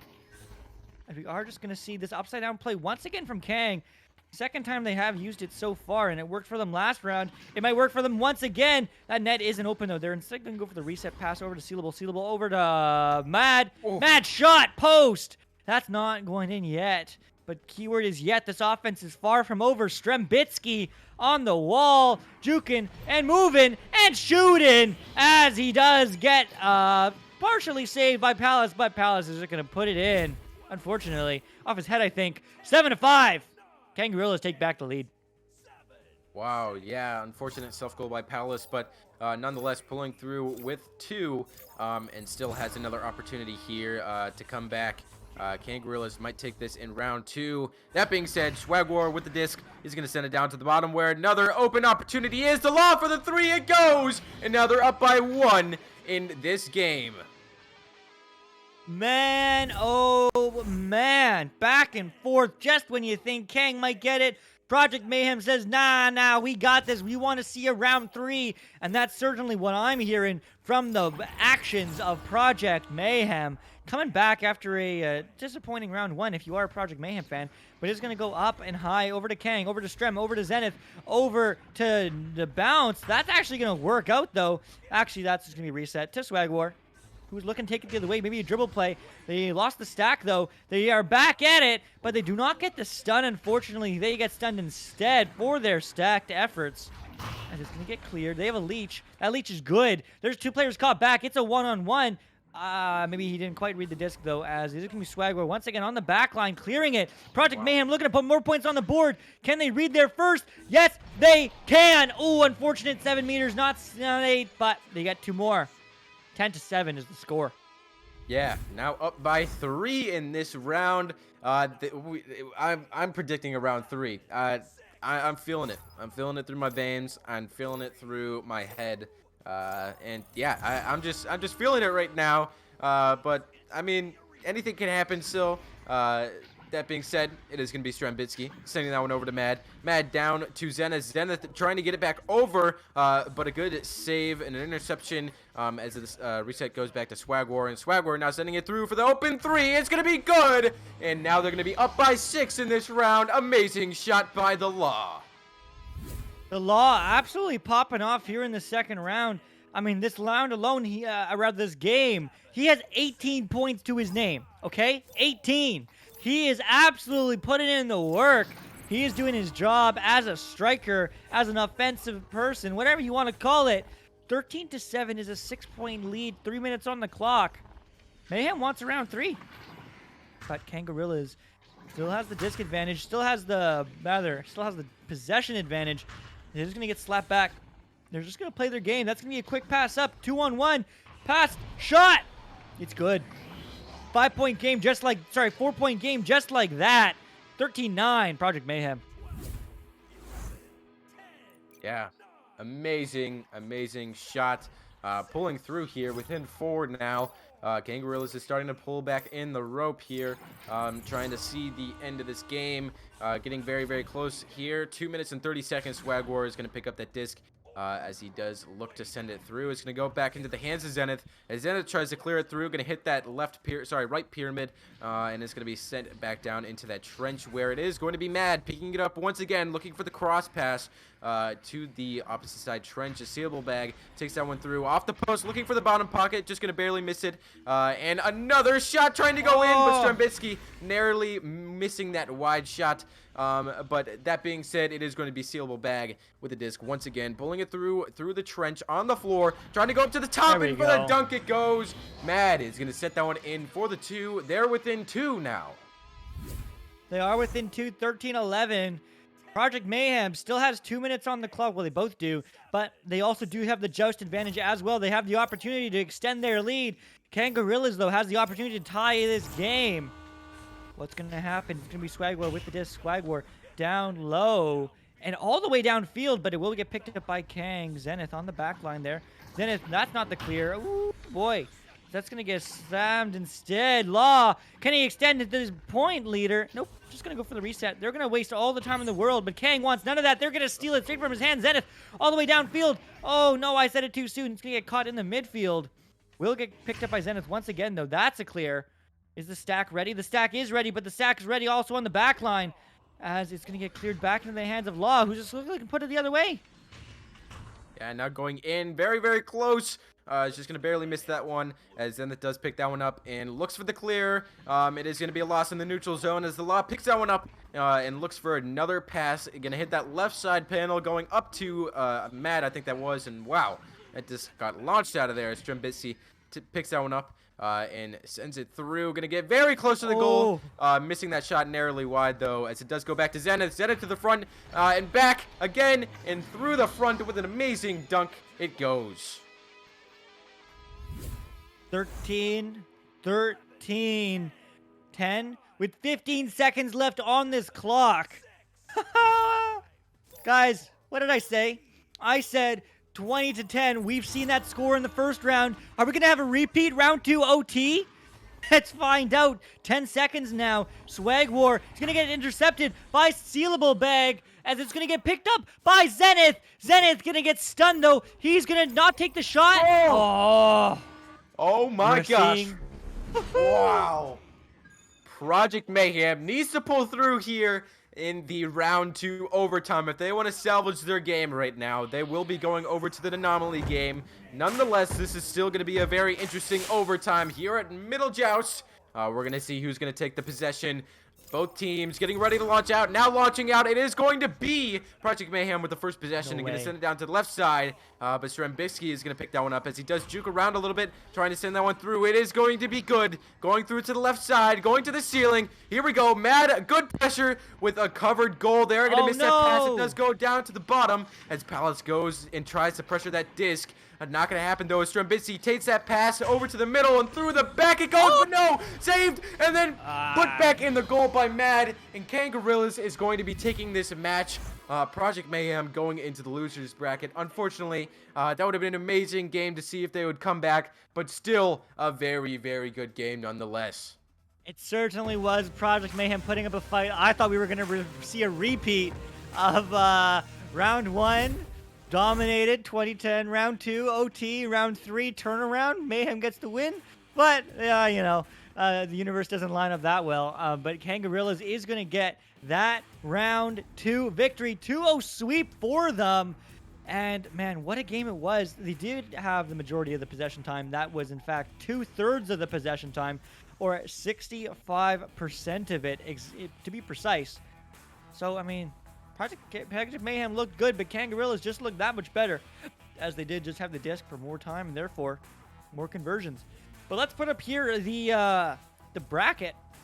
So as you did say, it is going to be Kangarillas moving on against the winner of 4 Kings against Ethereal, and we're going to see Project Mayhem face against Anomaly in the lower bracket. The loser of that match will be out, will be done, will be dusted for the Season 3 final. Season 3 in its entirety will be over, but Kangarillas have still another life, another breath, moving upwards into round 3. Currently, we do have Joker against High Voltage there on Channel 1 VR Master League, I do believe. Maybe it's over. I think both games just ended. I do see clips on both channels, so I'm not sure. Oh, no, 4 Kings Ethereal is on Channel 1, and that's still ongoing. And then we have Joker against High Voltage, I guess, on Channel 2. But regardless of what it is, that's all we got for you right here, right now, on Channel 3. We'll be back in just a few minutes. Well, maybe a few more minutes, but nevertheless, with Losers Round 1. That is going to be Project Mayhem against Anomaly. So make sure you guys stick around.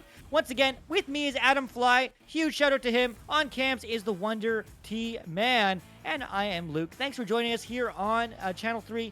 And a huge shout out to all of you for taking the time with us here today. We'll see you soon.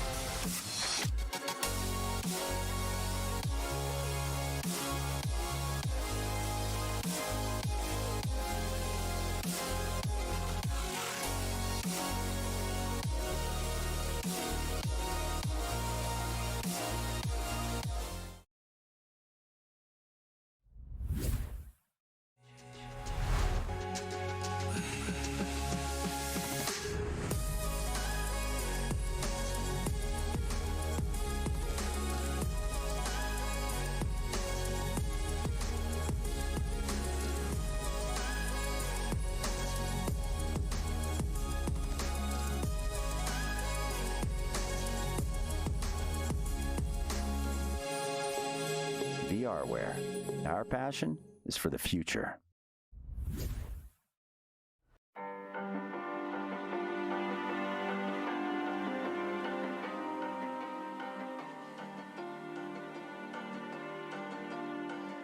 Everest was newly formed in Season 3. How did this team come together? I started from scratch again, I suppose. Kind of my thing after each season to have to start from scratch.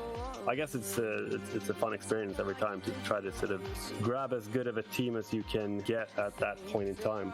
But I think it was start out with me and Elmo. I guess that's how most teams are formed. It's like 2 people, and then you sort of start to branch out and see what can you get to complement your team. We got Elmo, which is it's a Rift player from I think a year back or something. I think he started back in preseason, I think. I might be wrong, but yeah, he's relatively experienced and played in like the whole VRML thing. And then Conrad, who is he's the only player actually playing on the quest, but he's a quest player from the start. And then we start out with Wheeladdy, who was also a quest player, but figured the sort of discrepancy, the age difference was a bit too much there, so we decided to switch him out for Steffo, who also had been playing with Elmo. But yeah, so that's another thing that I've noticed, that it's the same thing with my previous team, the Alpha Ducks. It's easy to get, like, if you can get a pair of players that already familiar with each other, especially if they are doing a stack, if they're like front strikers or something, then it's a lot faster to make them sort of work in a team if they already have a good regrab understanding with each other. So we've had this lineup since like right before the first Challenger Cup or something, so like 6 weeks or something. What preparation did you do as a team and personally for this Challenger Cup? I think it's the same thing as we did for the last Challenger Cup, which is I try to find matches, like the most recent matches of the teams we're playing, and I try to look at the playstyle, and most notably I look at the rollouts, because I mean we're kind of known for that, and it's kind of how we're always been doing things. It's like we're kind of obsessed with the rollouts and trying to sort of find a weakness in the rollout, or try to choose sort of, I mean, we have our set of rollouts that we do, but sometimes I look at whatever they are doing, and then maybe let's say, okay, let's focus on these rollouts against this team because they are sort of man marking a lot, or they're doing this and that, right?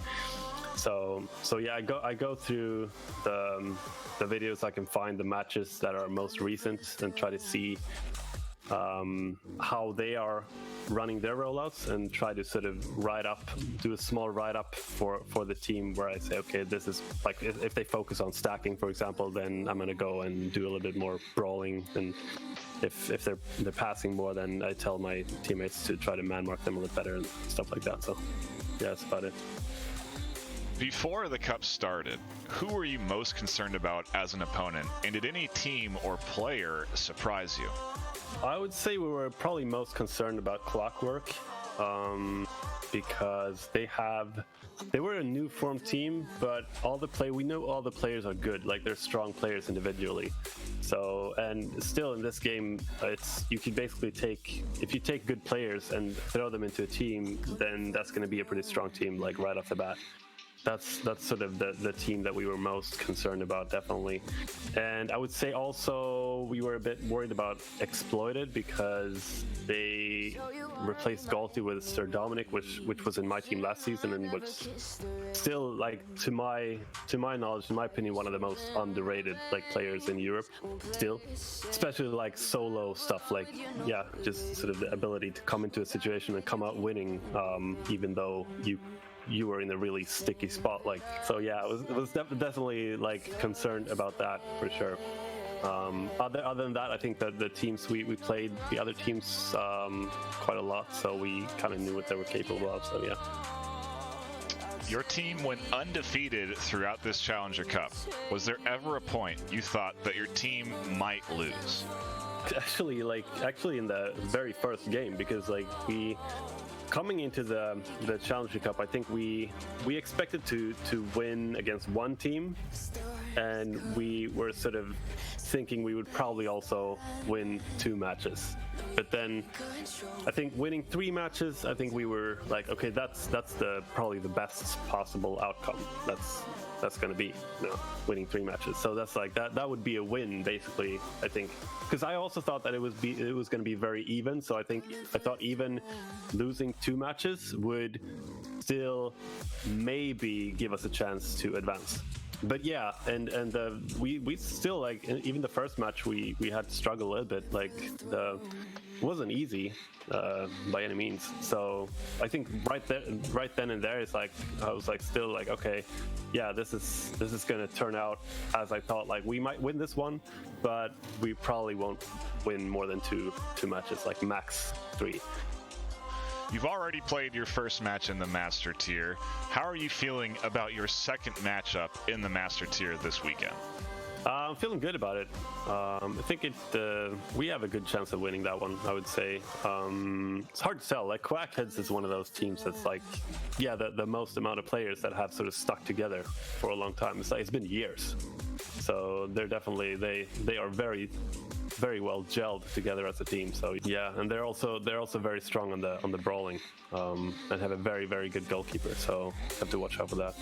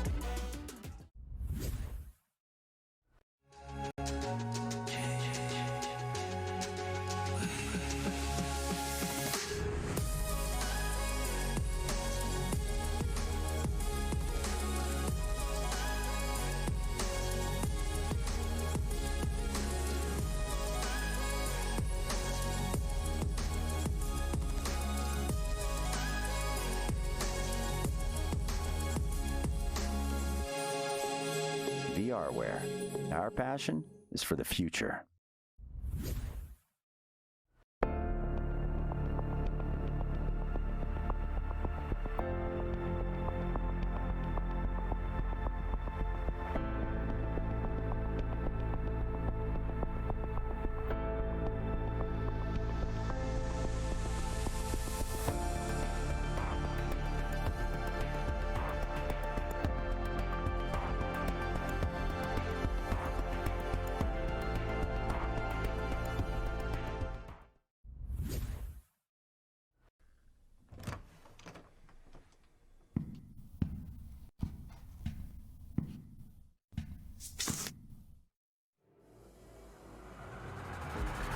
Would you make up your mind?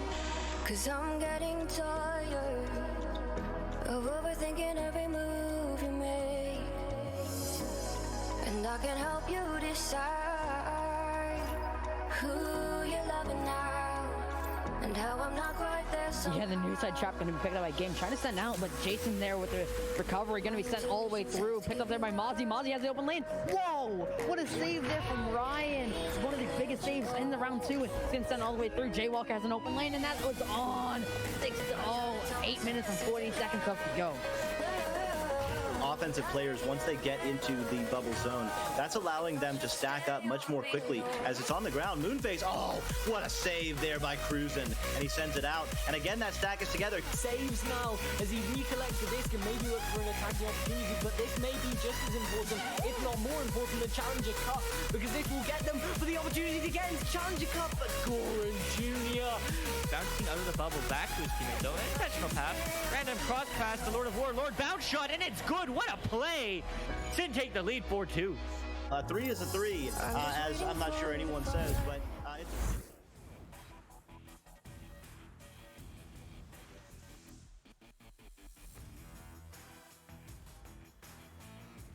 Welcome back, everybody, to the Echo Arena Season 3 NA Day 1 Finals. My name is Nightfire with 2 D's. I'm joined by my co-caster 1UC today, and this has been a wild NA start so far. I think the rest of these games are going to certainly deliver as we get into the elimination rounds. Man, it certainly will. Both these teams, Anomaly and Project Mayhem, had put good fights against their respective teams. However, they are in this lower bracket, so this does mean that the loser of this game is out, is done. Season 3 is over. And they're certainly going to bring everything to the line here today, I hope. Yeah, I mean, the end of the season, right? They're staring down the barrel of the end of the season right now, and it's going to take a lot for this squad to, for both of these teams, really, to climb what is going to be a long day of elimination rounds now. This is the first of 3 that we have here today, so even if they win this, they have to win 2 more games right after this to keep alive and push themselves up into the day 2 tomorrow. So not going to be an easy task by any means. And I mean, I love to talk about what the pressure can do to a player and how it affects the plays. Pressure definitely going to be an element here if we see some missed passes or maybe some ineffective stacks. Yeah, 100%. I mean, earlier today, in that second round, in that first round lower bracket, this is Anomaly's, this is both their team's second game, but, it quickly adds up and it really adds in that exhaustion. But talking about exhaustion, we're going to get into this first round. Project Mayhem in orange, Anomaly in blue. Nightfire, take us in. Diving into round 1, we'll see who comes out with the initial joust advantage, and it is looking like it is going to go floating down into the zone of Project Mayhem. The attack coming in here from Anomaly as they initially try to set up the pass into the zone. Bit of an awkward bounce back into the midfield. Does keep the disc into the hands of Anomaly, and they're going to continue to apply the pressure. There's a great slap cross pass. Sweet Tooth puts 2 in right away to kick things off for Anomaly. And Anomaly coming off of an upset loss against High Voltage, one of the new Challenger Cup contender teams, first time ever in the Master Division. So Anomaly's looking for revenge, and Mayhem is their target. But Mayhem now does have the just advantage. They're going to go up to Law.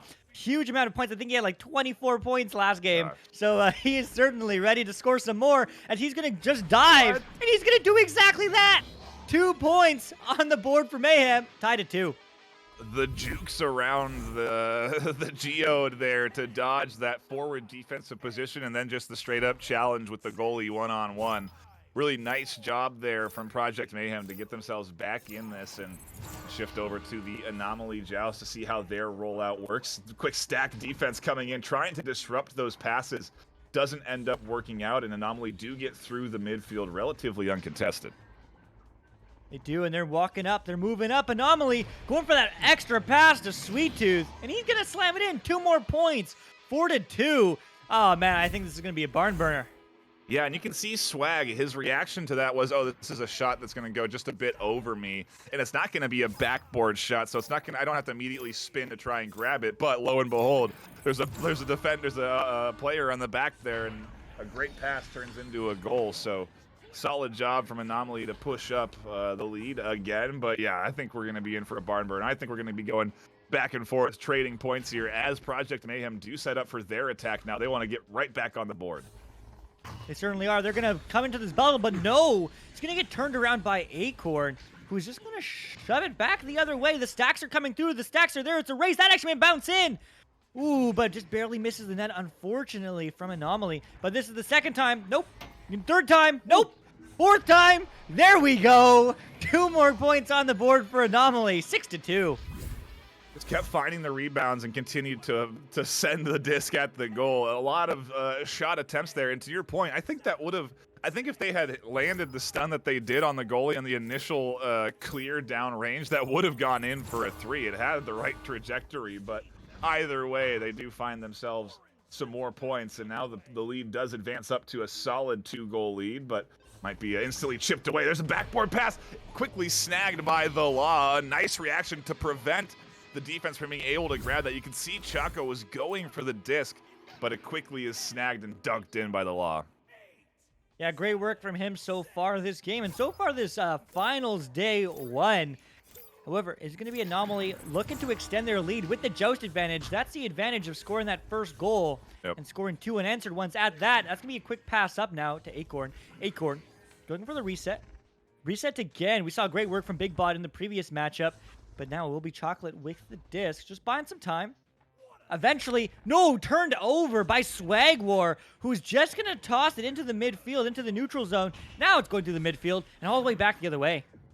All the way back the other way. The stack is here first for Mayhem, but the disc floats around and is now quickly crossed back to the center. The attack on Anomaly is coming in here. A good bit of juking to get himself to the backboard. Bounces off in a great denial there. Slapped away. The attack continues, though, and finally, Project Mayhem find there, too. I guess the continuing trend here is that once this offense gets into the zone on both sides, they are doing good to get these rebounds and continue to apply the pressure.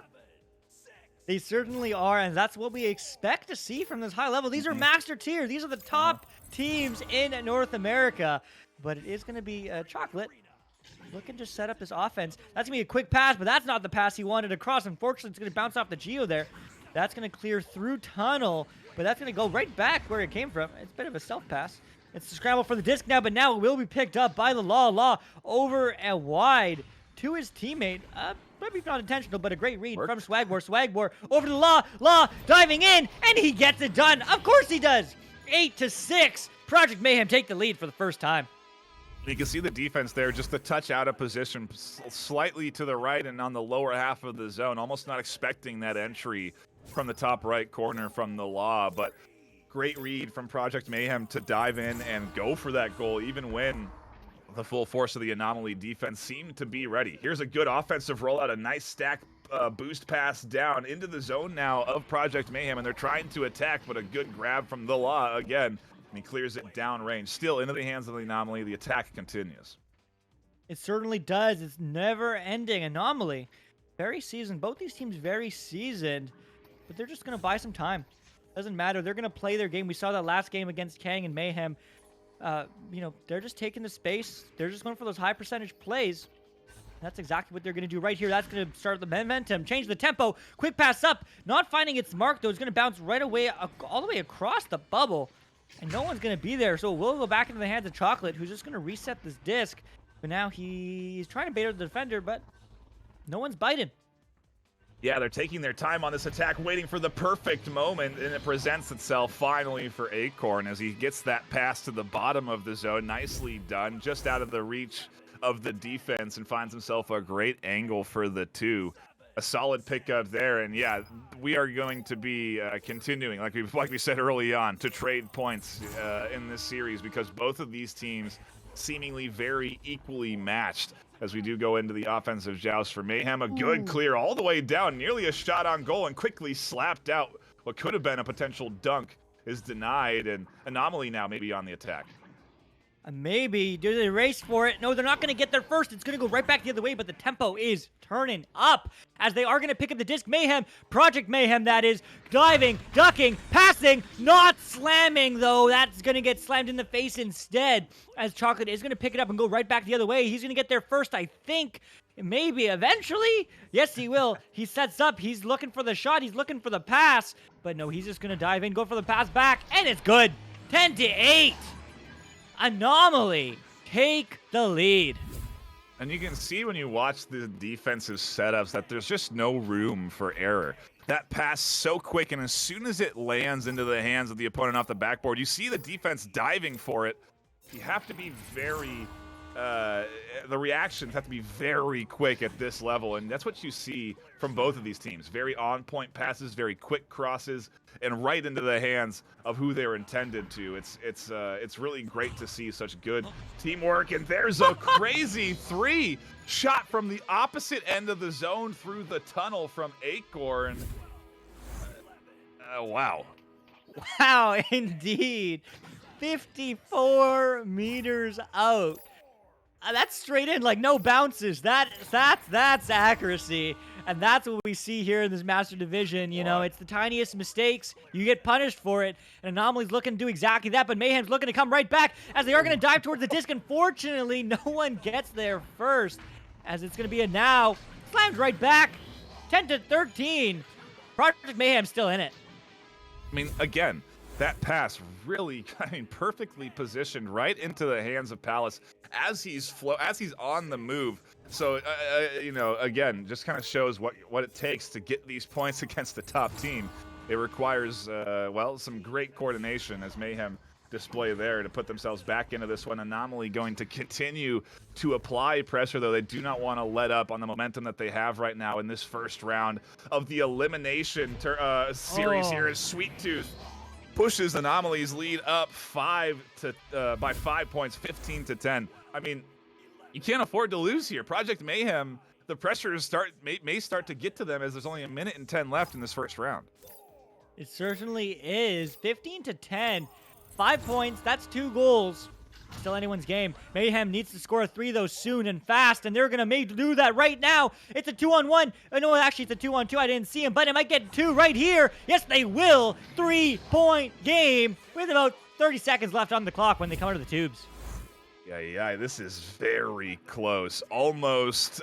I mean, you got to watch out here, especially right now if you are Anomaly, for this blitz that's going to be coming in from Project Mayhem, because it is going to be coming in. They need to get this disc quickly and then score a quick 3. They don't really have the time to search for a 2. There's the blitz. You can see Sweet Tooth pushing out to run interference, and the defensive, defensive offensive joust rollout here coming in from Anomaly as they just pass the disc back and forth and wind down this clock.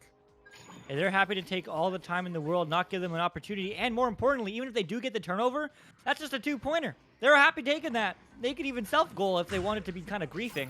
But that's going to be all the way back down the other way. That's not finding the back of the net, but that is finding the round 1 victory. Anomaly, take a very good look for a round 1. Yeah, certainly not easy, though. The scoreline tells the tale of a close battle that was very much close all the way through.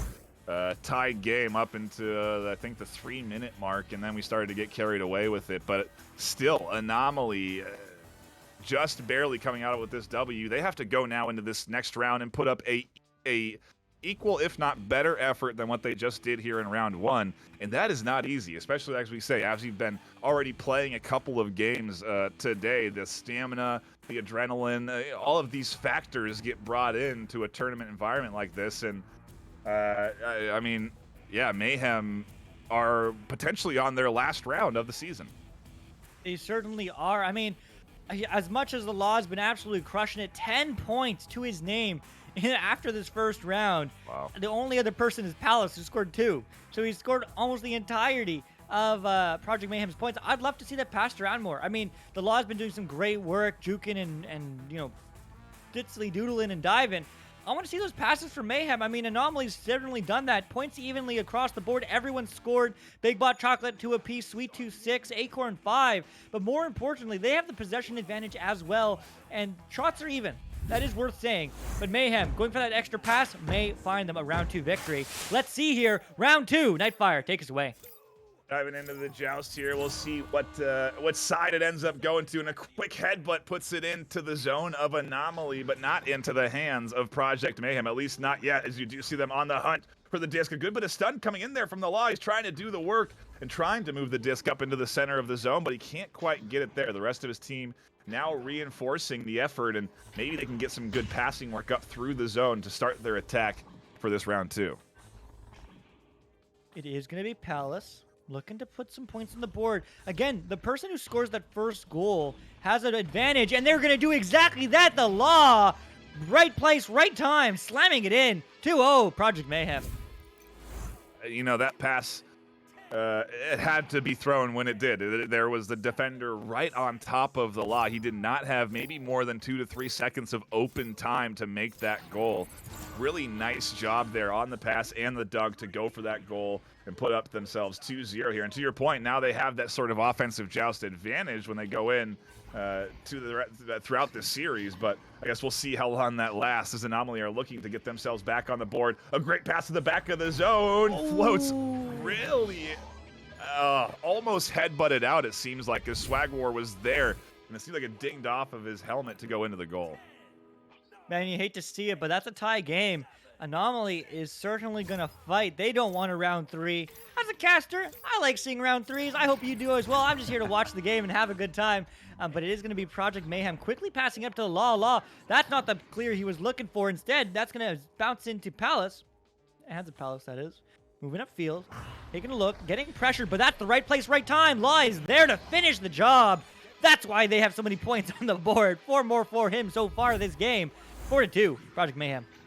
Yeah, I guess keep giving it to your main goal scorer, right? The Law has been doing good to find those holes in the goal and get the disc in. It's 4-2, like you said, but it's been pretty consistently back and forth. Anomaly have been doing good to keep this close, and as I say that, they get disrupted on their offensive rollout here, and a great stun coming in from the likes of this defense from Project Mayhem, but ultimately they can't get themselves set up for the attack. Oh, actually, as I say that, maybe they can. A bit of an intercept here. The pass goes just a bit wide, trying to give it to the Law so he can attack. A good bit of juking from the Law as he works himself into the zone. He tries to go for the 1v2, but can't get through.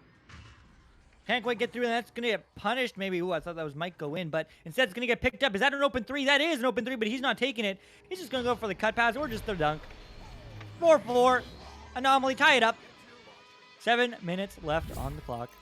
Yeah, and that's not easy for a goalie to deal with alone. He's got the defender behind him that he's worried for multiple reasons. The potential that he could be stunned by that defender, the potential for a pass to go to that defender, and you saw him dip back expecting the pass to come in, but instead it gets walked straight into the goal for 2. So great use of teamwork again to get those points. Here's an open goal 3 that gets sunk in by, you guessed it, the Law. Finds himself a great opportunity and really catches Anomaly's defense sleeping.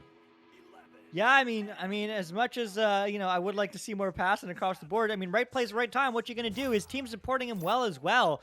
There were the stuns coming through around that play, which allowed for the open net, and Law was there. He took it, and it was good. 7-4, 3-point game, which might mean it's a 2-goal game if they only score 2s, but that's going to get intercepted by Acorn, who's just looking to put it right back the other way as Anomaly is looking to set up this offense. Well, I mean, hey, we saw a long-range open goal 3 get sniped in. Nearly a shot going in there. The ding up the top of the zone. Almost gets a few more points onto the board from Anomaly. That 3 certainly not out of the possibility, but like you said, the 2s are what's going to be easy to chip away with, and now the lead only 1 point, so just one more goal for Anomaly to get back into this. It certainly is. That 2 still has a lead, though. Lead means time is on your side. Lead means mental sanity, maybe. But 7-6. Project Mayhem is going up to the Law. The Law down, over, but not finding its mark. Ooh, that's really unfavorable bounces, unfortunately. But the Stacks will be stunned. So it's going to be a bit of a slower race here, but Anomaly will get there first. They hit these. Well, they hit those. Eventually, Swagward did get a piece of it, but they do take back the lead. 8-7 now with just about half the game remaining. Yeah, Swag War, again, almost disrupts that goal. I mean, I don't know, an interesting shot there that does still go in. They had that additional defender there, but almost took too much time to go for it. And Anomaly has the lead, but again, the sanity, how comfortable is that 1-point lead, especially when you're in an elimination series. There's Anomaly charging up with a good bit of stack work, a great pass to the back of the zone, and some jukes from Sweet Tooth. Find 2 more. I mean, Anomaly, they're looking to take this game in 2, and it's a game. It's an elimination game. Everything is on the line here for both these teams. Anomaly still can work through the entirety of, both these teams rather, can work through the entirety of the lower bracket and come back out on top into the grand finals. Sure, with a bracket reset, but hey, they can get it done. However, the winner of this match needs to be, round needs to be Mayhem if we want to see a round 3, if we want to keep them alive. As Anomaly's going to go for a bit of a Joker train there. Gets the pass low. Gets picked up by Chocolate. Chocolate just walking and going for the reset high. Acorn across, but that doesn't quite find its mark, unfortunately. And it is going to bounce into the hands of the Law. I mean, hey, there's a good example of a pass that doesn't make its mark. It isn't all perfect passes right to the hip pocket of the player they're looking for. That is difficult to do. They do it consistently, so it looks easy, but you do see the consequences of a simple missed cross pass there as what could have been maybe a 1v3 turns into the disc floating around in the midfield and no points getting scored as Anomaly do manage to get it back into this zone. An open goal 3 shot goes just a bit wide. An awkward angle causes that one to go a touch to the right, and now the clear comes in all the way down into the zone from Project Mayhem. All the way into the zone, but that's going to get turned over as Acorn is there on the back line. Man, 3-point game. Both these teams are still in it to win it. Both these teams have lots of time on the clock, but Mayhem, they need to win this round. Anomaly picks up the disc once again. Anomaly needs to go for these extra pushes. They are. It's going to pay off this time. That's a good clear. That's all the way downfield. That's not going to quite bounce in, but it'll be really close. Is the stack there first? No. The defensive stacks are there, and it's just going to bounce right back into Mayhem. But no, Mayhem doesn't get a hand enough on it, as it is going to get cleared now by Chocolate to the stack. Maybe that's a long 3. Ooh, but defensive rotations law is there to stop it. Yeah, they can't let those sort of goals go in. If anything, they need to find a 3 for themselves. They need to get a 2 at the very least to put things in with within arm's reach now, as that lead is only 1 point. And yeah, I mean, hey, are we surprised the Law is the one that's putting that goal in at this point? I think he's put in every goal this round. He's consistently the front runner for this Project Mayhem team, keeping them close into this series. And like I said, only 1 point away. Anomaly got to be feeling that pressure. They have the comfort that they can go to a round 3 and not be done. But still, nobody really wants to go to a round 3 after winning the first round. They certainly don't, but it's going to be a bit of a scramble here in the neutral zone of Anomaly. But that's going to be a clear all the way down. Not out deep into the bubble. In fact, Anomaly, no, not extending their lead, not getting a hand on it. That's instead going to be a clear. No one's on the right side. It's going to be a stack race. Ooh, but unfortunately, not getting a piece of it. That's going to work, though. That's going to be an open 3, open 2. The pass, though, isn't finding its mark, electing to go for the smart play, which is the pass, but maybe not necessarily smart this time. But it is going to be cleared back. It's going to be a stack race. It's what we're talking about. The pressure is on. The open goal 3, that dings wide as well. Both teams missing opportunities for goals here, and it very well could be the fact that they're coming closer and closer to their season being done. Clearly not affecting the Law, who finds himself a tunnel 3-pointer. I mean, that was 36 meters getting locked in, and now it's a 2-point lead for Mayhem. Yeah, I mean, the Law putting in the work. That's 22 points for him so far this matchup. 1 minute left on the clock, though. Anomaly needs to score a 3 for the lead and therefore end this, or they need to score a 2 to tie it up for an OT. And Mayhem wants neither of those options, but Mayhem's going to dive in on defense. Anomaly is trying to get it back, but it's going to be turned over. It's going to be all the way back down the other way. The stack risk is going to come through. It's going to get won by Anomaly, though. 30 seconds now. These teams need to act fast. 30 seconds, plenty of time for a team to score at this level. We've seen it happen, and there is a great clear downrange. A good pass to the bottom of the zone. That drifts just a bit wide, floating over to the edge. The stack's here in time. Palace gets stunned out. The pass back to the backboard. It's tied up by Anomaly, 12 apiece with only 15 seconds left. Man, oh well, man. 2, really. Yeah, I mean, 2 seconds left, so we might, well, we did see a 3-second goal from Project Mayhem before. I don't know if they can pull it out again. It's really going to try? No, that's not a 2-second goal. We're going to see OT. This is the 3rd overtime we've seen on Channel 3 so far. I don't know if the other channels have been so lucky, but this is going to be for all the marbles, the whole fruitcake, whatever analogy you want to use. Anomaly is looking to take this game in 2. Project Mayhem wants to see a round 3. Here we go. Oh, man, the overtime kicks off. The big joust goes into the hands of Anomaly, at least into the zone of Project Mayhem. Now Anomaly does scoop it up, and a great joust for them as they get set up for the attack. As I say that, a bit of a missed pass goes wide and is quickly scooped up by the Mayhem defense. A bit of an awkward clear pass, though. Almost passes it to Anomaly, and that shot goes just a bit wide. Anomaly continuing the pressure. There's a good back pass to Big Bot, and a great cross to Chocolate puts it in for 2. Anomaly stay alive and eliminate Project Mayhem. Game over, season over. Mayhem goes home, but what a run they did have, bringing it to OT round 2. Certainly a close game. I certainly was entertained. I hope you all were as well, but Anomaly They are looking to move on to losers round 2 and face against Ethereal, who lost against Four Kings to stay alive in their next elimination matchup. But this is where the grind starts. This is the marathon of this weekend. I mean, you see it in the way these teams play, but I mean, man, what a game from both these teams. I'm excited to see what Mayhem and Anomaly can do both the rest of this weekend, but also for Season 4. Yeah, it's certainly got the hype train rolling right now. Anomaly, a team that I think a lot of people were anticipating would be challenging Joker, to then have such a close series with Mayhem. It really just shows you how diverse the skill range is, or how, I guess, skilled these players are at the top here, because they are all so close in terms of who is capable of beating one another. Joker, obviously a team that a lot of people still see as a squad that cannot be beat, but I'm not sold on that just yet. I want to see what tomorrow brings, because those games are going to be crazy. We still have more games here. We still have more teams to eliminate. Anomaly still have to win 2 more if they want to be able to challenge Joker in the semis. So a lot of action still left to come up, which I'm pretty stoked for. Oh man, I certainly am as well. And we still have 2 more games here tonight.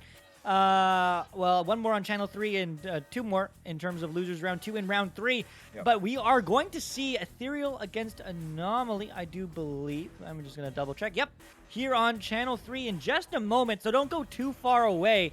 But, man, Nightfire, why don't you close this out?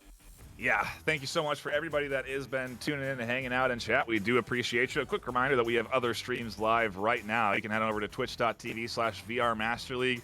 Get involved in some giveaways going on over on that channel. You can also head on over to EchoArena_VRML2 for some other live games that are going on right now in this Season 3 postseason. A lot of action to tune into. I highly recommend you do it. We're going to cut to a brief intermission. My name has been Nightfire with 2 E's, my co-caster 1UC. We'll be right back for more action. Don't go anywhere.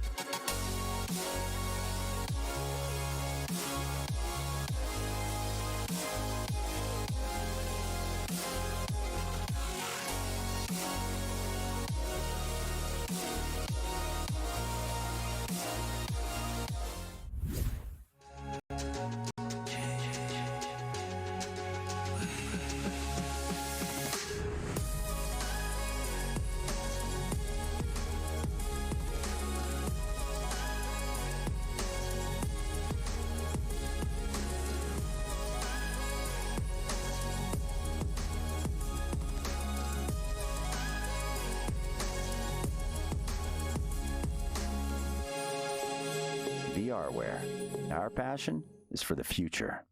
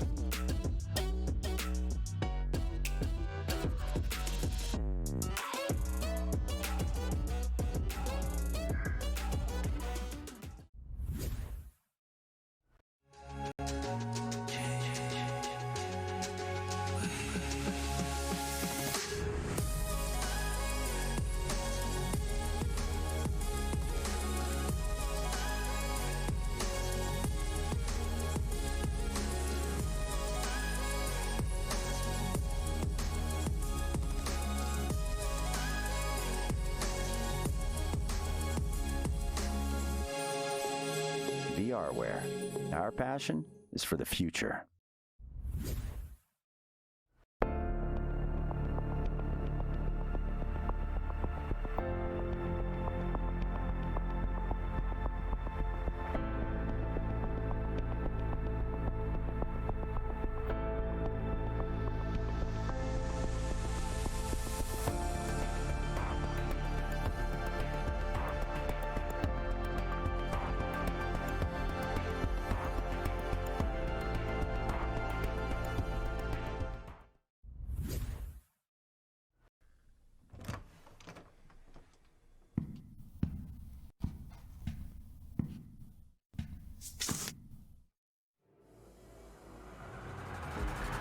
Would you make up your mind?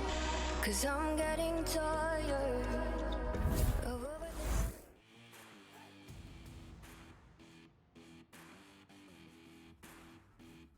Welcome back, everybody, to the Echo Arena Season 3 postseason.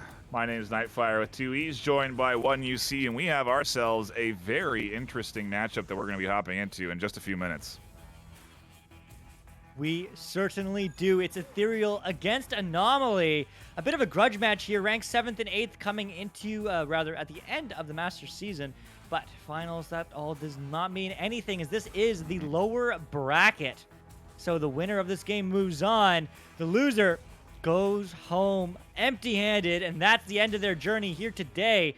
But I hope you guys are as hype as I am. And we do have the bracket pulled up. We've already had a couple teams get eliminated. Mayhem got ousted right here on Channel 3 by Anomaly. And Hivemind, one of the Challenger Cup teams, also got ousted by Synapse. So they're gone. They're going home. They packed their bags. They're moving. They're going to the airport. But we are still waiting to see who is going to move on. Ethereal against Anomaly. I think this is going to be a good one.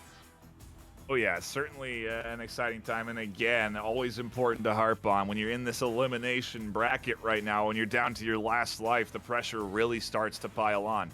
And Anomaly have been playing a good bit of Echo Arena today already. I think this is their 4th game now, and so they have to continue to win, really. They have to win this and another game. Like I've been saying, it's not an easy task ahead of them, and that might potentially overwhelm them in terms of momentum. We'll see if Anomaly is a team that can ride with the momentum that they have. They just barely beat Mayhem. That was a hard-fought win. This next matchup's not going to be any easier.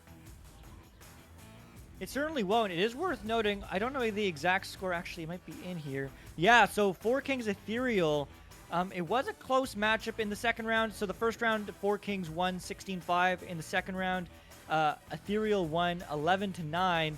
And obviously Ethereal got eliminated to the lower bracket, 16-6. So that's a 10-point loss. So although it was a hard-fought victory, Ethereal, in terms of momentum, they just lost, pretty badly against a team that they could have been pretty close. They could have beat themselves.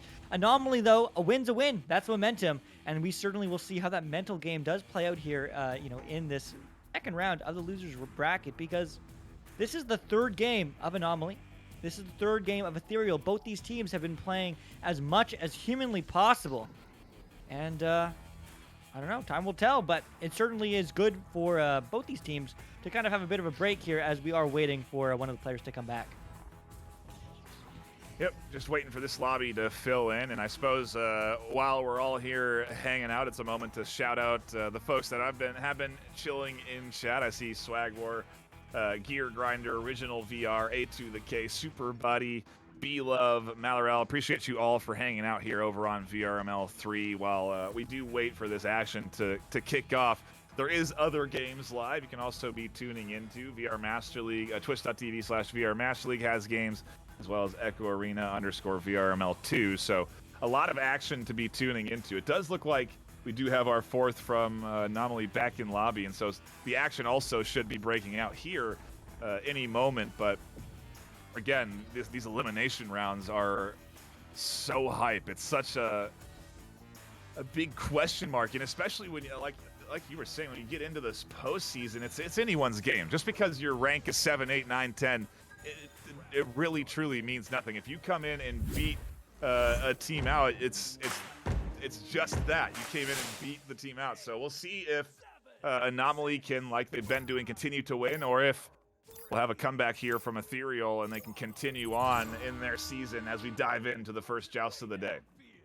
Going to be Anomaly winning that in short order, but unfortunately everyone overshoots that disc to start that offense. So instead, it is going to be Ethereal starting that offense. That's a long three. Oh my goodness, no. Oh, they did not hit it. I thought that would be a way to start the game, but they are going to try it. Once again, this offense is going up, but no, that stack is quick. Anomaly with a newfound, I don't know, exuberance? If that's the right word? Going deep, but it is going to be Mozzie going to clear it right back out, but not quite out, just more in the neutral zone.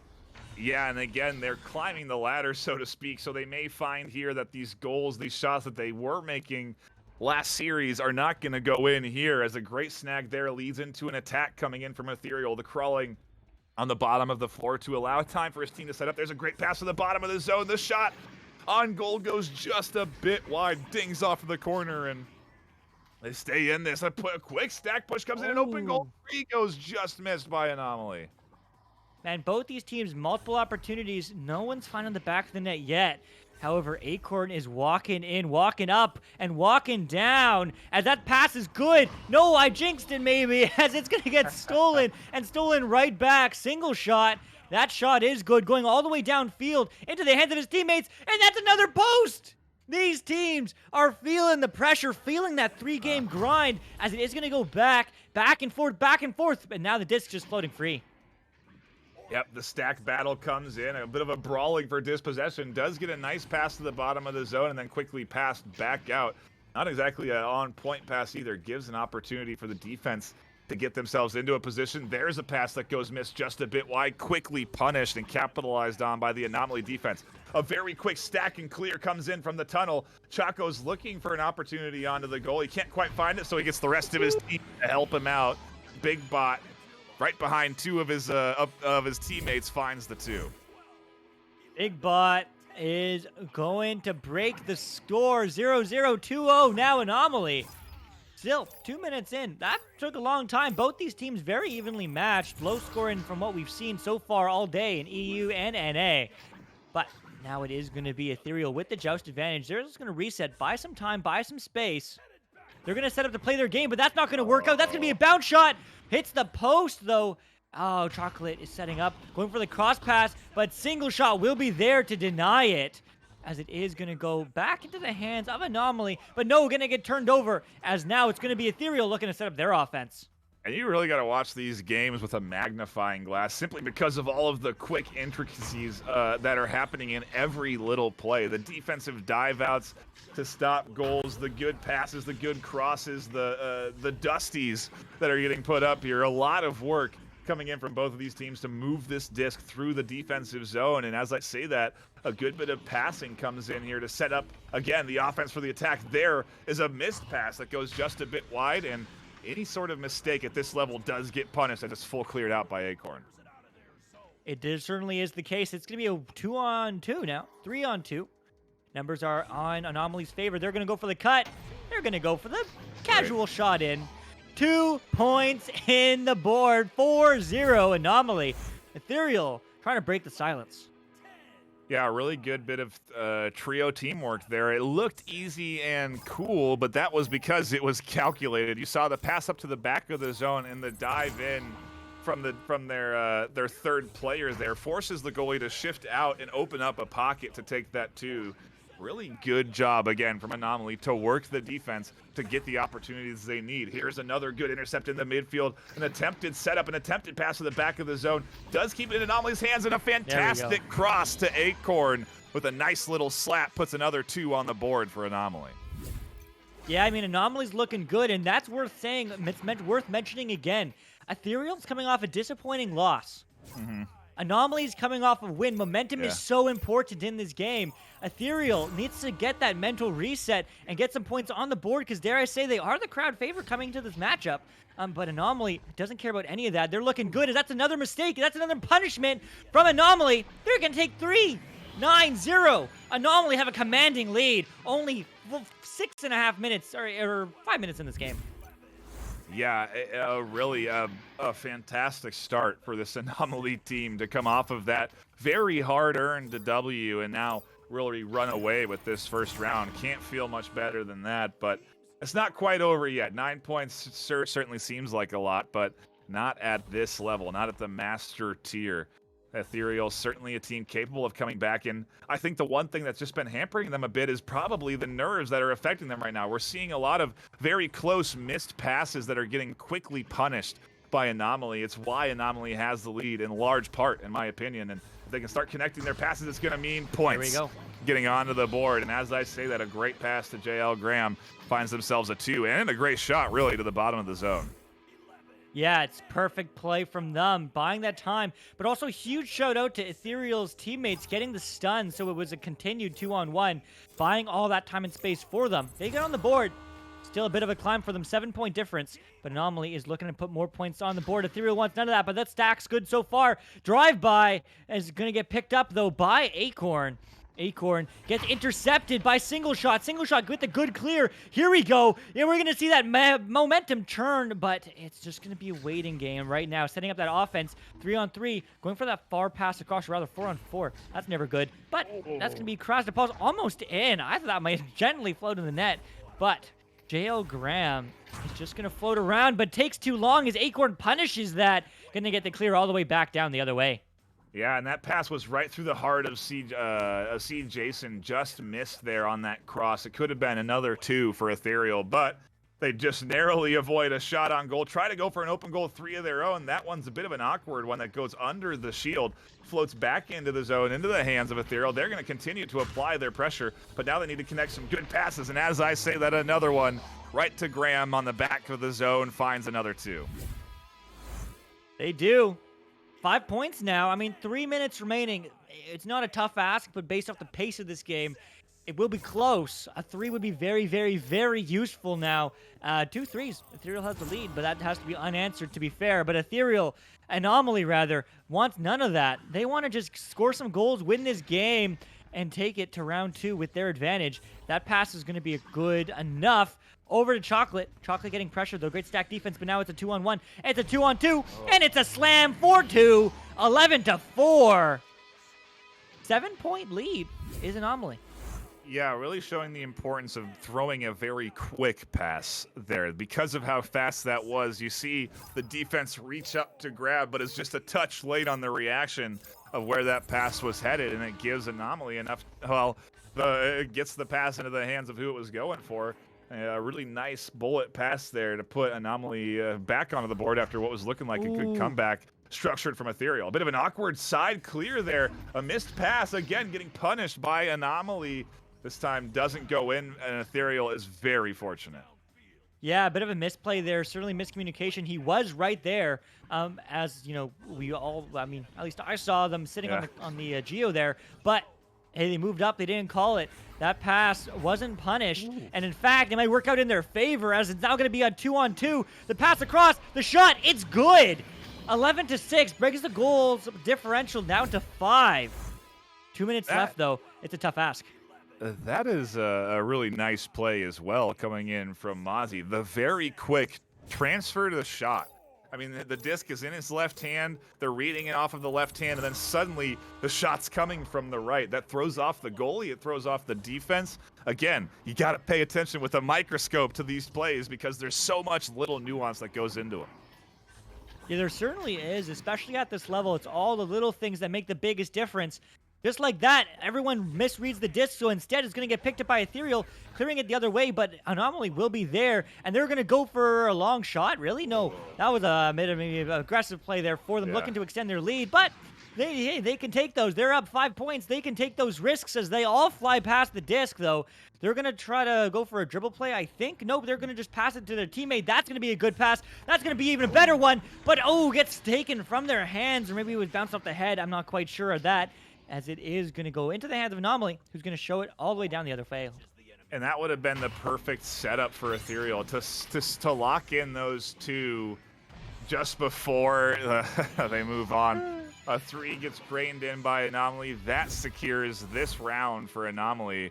But almost an opportunity presenting itself for Ethereal, though. They couldn't quite string things together like they may have hoped, and ultimately Anomaly do a good job to secure their lead. But Round one really kicking off with a good bit of back and forth, and even now, Ethereal are still trying to get more points on the board. They certainly are, and they're going to do exactly that. 3 points, in fact, bringing their lead to 4. You know what? Or 5 still. Whatever. You know what? It's still good. Ethereal getting that momentum. I was going to say during this break, Ethereal really needs to just focus on resetting their mental game. I feel like Ethereal is not playing the game that we're used to. Maybe it's the nerves, maybe it's the pressure, or maybe it's simply they came off a loss and they're still not over it. They need a reset, and they need to do that here in this break. Anomaly looking good, but that late second 3, that shows that Ethereal is ready to play. They can do it. They just need to have the space and time and find those passes and find the back of the net. I mean, hey, in the hypothetical I presented, it was 6-11. If they had sunk that 2 in, they had 30 seconds. That 3 goes in, it's tied. And they're moving into OT for round 1. So Ethereal very close, to your point, almost shifting the momentum into their favor. And round 2 definitely has some question marks around it in terms of who I think is going to be coming out on top, because while Anomaly are certainly riding off of a 3-round dub, all 3 of those rounds have been very hard-earned for them. They have not been easy wins, and sometimes those hard wins are almost worse than a loss. They really take a lot of energy out of you. They really do. I mean, if you look at, you know, this is the 3rd game of the day. One of these teams is going to have another one after this, and that's certainly going to be a grind. That's going to be a slog. However, we're going right back into it. No rest for the wicked, as they say. Anomaly, Ethereal. Anomaly's looking to take this game in 2. Ethereal's looking to find that ever-so-elusive round 3, as Anomaly is going to win that joust, but it is going to eventually get picked up by that defensive. That's the kind of a new meta play that all these Master teams have been doing, but that's not going to work for them this time, as that's going to be a saved 3. All right. Good work from Ethereal here in the 2nd round. Yeah, chaos, an interesting rollout, some crazy passes and back and forth in the zone of Ethereal, and now maybe they can get their attack going. As I say, that Anomaly cleared down tunnel, and that's something they've done very well. They've been great with their clears out of their zone. And, well, Ethereal doing a great job to do the same. A good pass up here to see Jason, allowing the full Ethereal squad to set up, and maybe they can get on the board first here in round 2. Maybe they can, as they're going to walk in. It's looking good so far. 2 on A. There you go. 2 points. Mozzie, what a play. What a setup. Ethereal's playing their game. They are hungry for this 3rd round. Yeah, a very big dive from Choco Lit there. Opens up that opportunity. He tried to go up to that top of the zone, really because nobody was there to cover, and so maybe felt the need to apply the pressure. Still, the 2 nicely drained in by Ethereal, and now they are up in this round 2, the round they need to win. A bit of I think that was going to be a stack pass up to themselves. Gets kind of an awkward clear. It does get intercepted. Chocolate keeping it into the hands of Anomaly. Maybe they can continue their attack. That's a mail slot shot that goes completely undetected by the Ethereal defense. They're so distracted by the 2 that are in the zone that they don't even know the shot's coming in. They really don't. And 26 meters out, that's a lot of time to react. I mean, sure, 16 meters a second, you have like, what, 1.5 seconds? But still, Anomaly takes the lead right back. Ethereal gets some momentum, and Anomaly, dare I say, gets a momentum plus, as they are almost going to get the turnover once again, but they're not. Instead, it's going to go to the hands of Single Shot, who is taking too much time, maybe not enough communication on the side of Ethereal, as that's certainly something as well that is in play.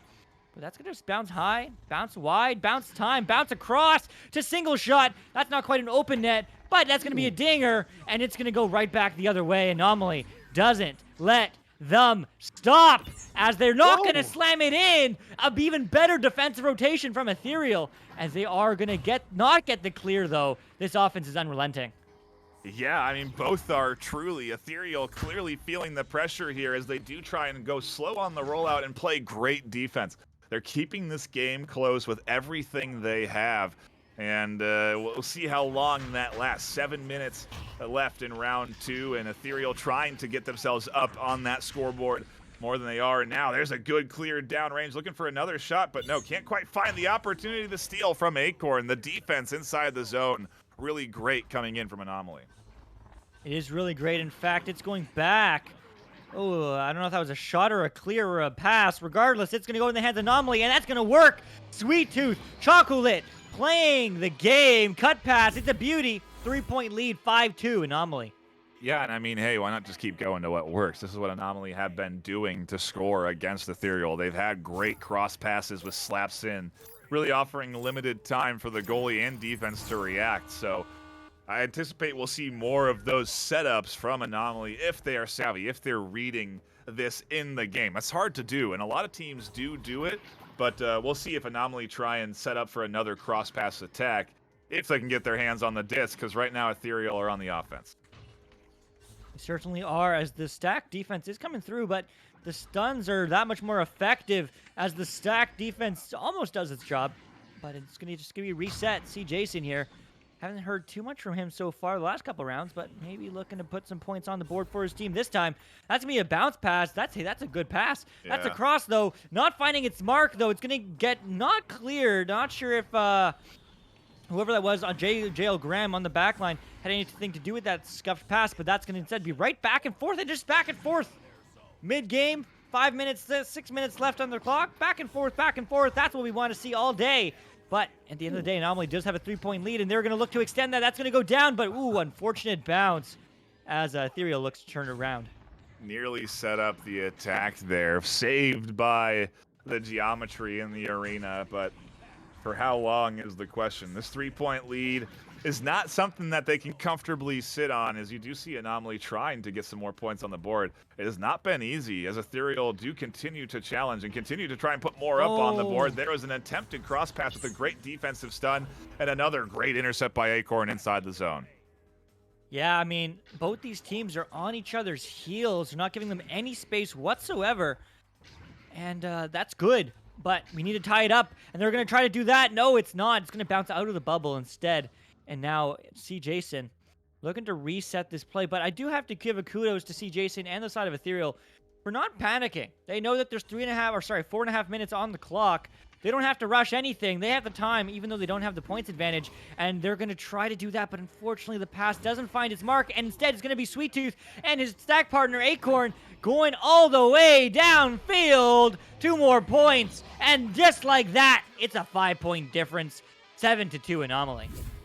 I mean, Ethereal right now are staring down the end of their season. 5 points is what separates them from pushing this into a round 3, since Anomaly have locked in round 1 in pretty, well, not commanding fashion. It was pretty close ultimately at the end of the day. That scoreline getting closed just a bit. But now we go into a timeout, and I got to imagine this is a tactical timeout, not a technical one, because this is certainly a time that Ethereal need to reset, regather themselves, take a little bit of a breather. They're only out 5 points. It's not insurmountable just yet, and they can definitely push this to a BO3. So we'll see what they're going to be doing here in this timeout, what they're capable. Maybe it's a tech timeout, but either way, I think a timeout that's necessary for Ethereal. I certainly agree with that. 7 is waiting, as we did see the bracket up there on for a second, for the winner of this match. So 7, talking about that mental exhaustion, talking about that physical exhaustion, which is something that we don't really talk about too much, but this is VR. This is a sport, whether you believe it or not, it's physical. And 7 gets a bit of a break, so both these teams are certainly fighting to end this game quick, so 7 can have less of a break, at least I would imagine. But Anomaly is thinking about that. Ethereal is just thinking about a round 3, and I certainly hope it is a mental reset. I just want these teams to realize that, you know, they have time. I mean, Anomaly's spending some time. They're praising the disc in game. That's great. Good to praise Rad. But, you know, is this helping them mentally focus? If Ethereal can come back, 5 points. 5 points is not very many points. That's 2 threes. That's, you know, 3 twos. That's very, very, very close. So I definitely want to see, you know, both these teams being very focused coming into this last game, because this is for all the marbles. You know, the loser, once again, goes home. They're done. No more. Do not pass go. Do not collect $200.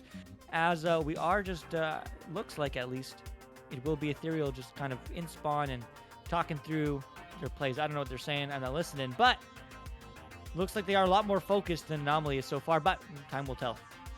Yeah, and I mean, you have to consider a couple of things if you're on an Anomalies end. You don't want to get too tight, right? You still have another game after this, so you don't want to be expending too much energy between these timeouts. If anything, you really got to give yourself some time to relax because you don't often get these breaks. Right after this game, they're going to be going straight into your matchup against 7, as you mentioned.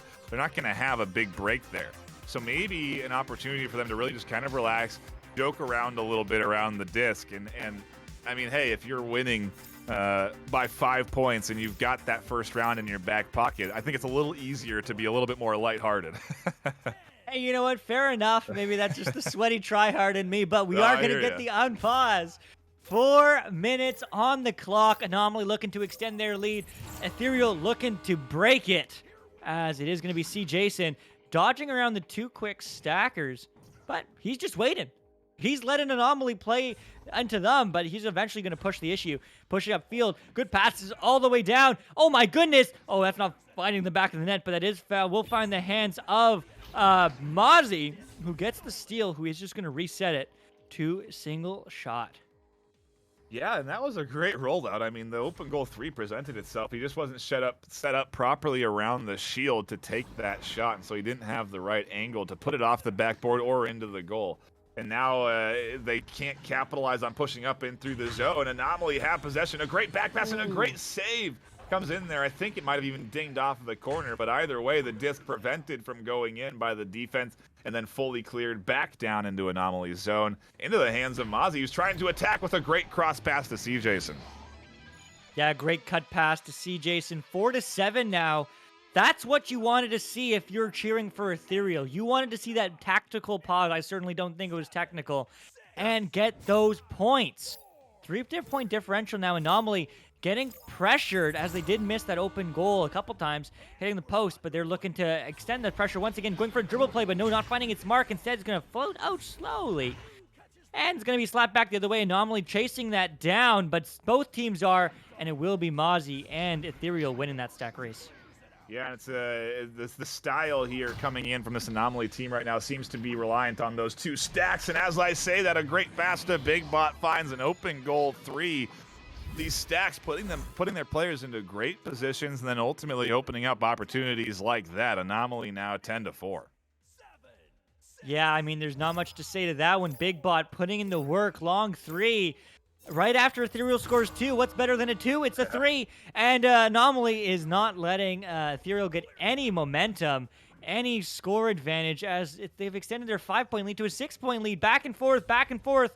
Anomaly is willing to do this all day with their comfy 6-point lead. That's 2 threes or 3 twos. But if they can't score, then it's a 6-point lead. But that's going to get intercepted by Anomaly, and they're going to shoot it right back downfield.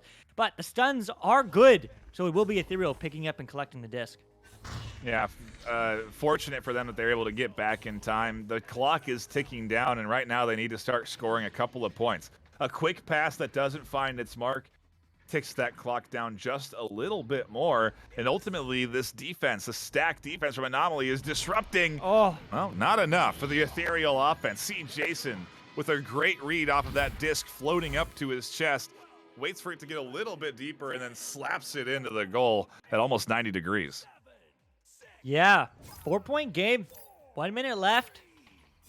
It's totally doable. A 3-point. Ethereal could even walk away with an upset, not even overtime. However, Anomaly wants none of that. Mozzie's going to get an interception. They're going to set up this offense. This is what they needed to do. That is even better. 2-point game. 40 seconds.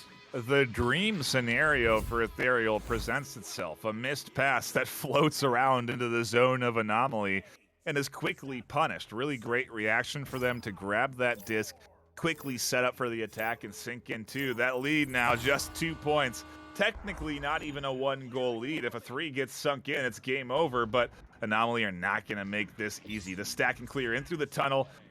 The attempt for dispossession here, and a great reach from Sweet Tooth to keep it into Anomaly's hands for at least a few more seconds. Ethereal now have that disc. Well, they did for a brief moment. They're trying to get their hands on it. They're trying to set up for the attack. No way. Is that a shot No on way. goal through the mail slot? It is, but it bounces just a bit awkward. The push comes in here. An opportunity presents itself. An open 3. No! It stays wide. No!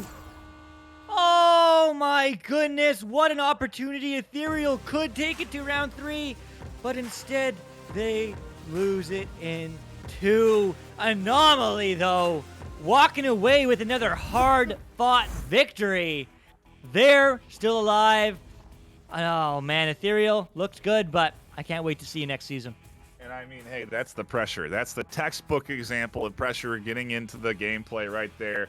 Open goal 3s at this level historically go in. They are still a challenge to make because it really does require a good bit of pinpoint accuracy. It just doesn't seem like they're that hard to make when they are sunk by teams like this. But when it really matters, when the pressure's on, that open goal 3 presented itself, and it just barely dinged off the corner. A tough pill to swallow for Ethereal, but not if you're Anomaly. Certainly, like you said, very happy that they're moving on. They now go challenge 7, and I mean, geez, what a couple of tough back-to-back matchups these guys have been in. This next one's not going to be any easier. It certainly won't. It's only going to get harder as it goes along. 7 now, as I said, with a bit of a break. But you know, we aren't going to catch that match per se here together. That's going to be on twitch.tv/VR Master League. So make sure you guys check it out there if you want to see the saga of Anomaly pushing through the lower bracket. Let's see if they can make it all the way through to the lower bracket finals. But time will certainly tell. 7 wants none of that, as they did just lose to Joker 2-0. But we are going to be right back with you, not on Channel 3, but on Channel 2, Synapse against the loser of 12. So that is going to be either Kangarillas or 4 Kings. But that's really it for us here on Channel 3. I mean, right before I hand it back to you, Nightfire, huge shout out to all of you guys for taking the time out of your day, out of your week, out of your weekend to enjoy and support this game we all know and love. Echo Arena, it's such a blast. But also thanks to all our sponsors, HyperX, Asterion Products, ProTube VR, Rebuff Reality, VR Cover, Fixed Gaming, and VRware.net. Also, shout out to the IgniteVR.gg team and the Spark application for providing all our stream statistics. It certainly wouldn't be as much fun without that integrated. And also, shout out to all the viewers, not only in Twitch, but in venues, Facebook Lives, and YouTube Gaming. It certainly wouldn't be as much fun without you. But remember, this is not it. This might be it for VRML 3 for the season, but we're going to be back with you on Channel 2 and VR Master League, as well as VR Master League all day tomorrow. Every single match will be on that channel, EU, OCE, and NA. So make sure you guys tune in there. But Nightfire, close us out. Yeah, fantastic series, and a quick, again, thank you to everyone tuned in today across all of the channels. A long day of action that's not quite over yet. We'll be redirecting you appropriately, but for us here at the desk, it is going to be it. My name's been Nightfire with 2 E's, my co-caster 1UC. Wonder T-Man on the cams, am I right on that? Yep. I am. Wonder on the cams. We do appreciate the great camera work that he put out today. Some great highlights. Big shout out to him. But that'll be it from us. We will see you all tomorrow for the NA, EU, and OCE finals. Do not miss it. Bye-bye.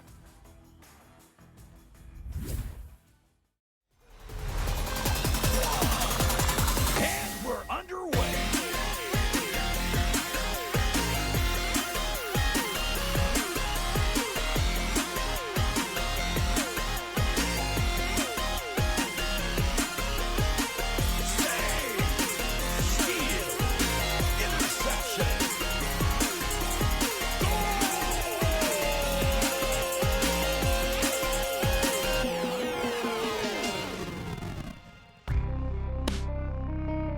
Season 3 of VR Master League Echo Arena is brought to you by HyperX, Asterion Products, Rebuff Reality, ProTube VR, VR Cover, Fixed Gaming, and VRware.net.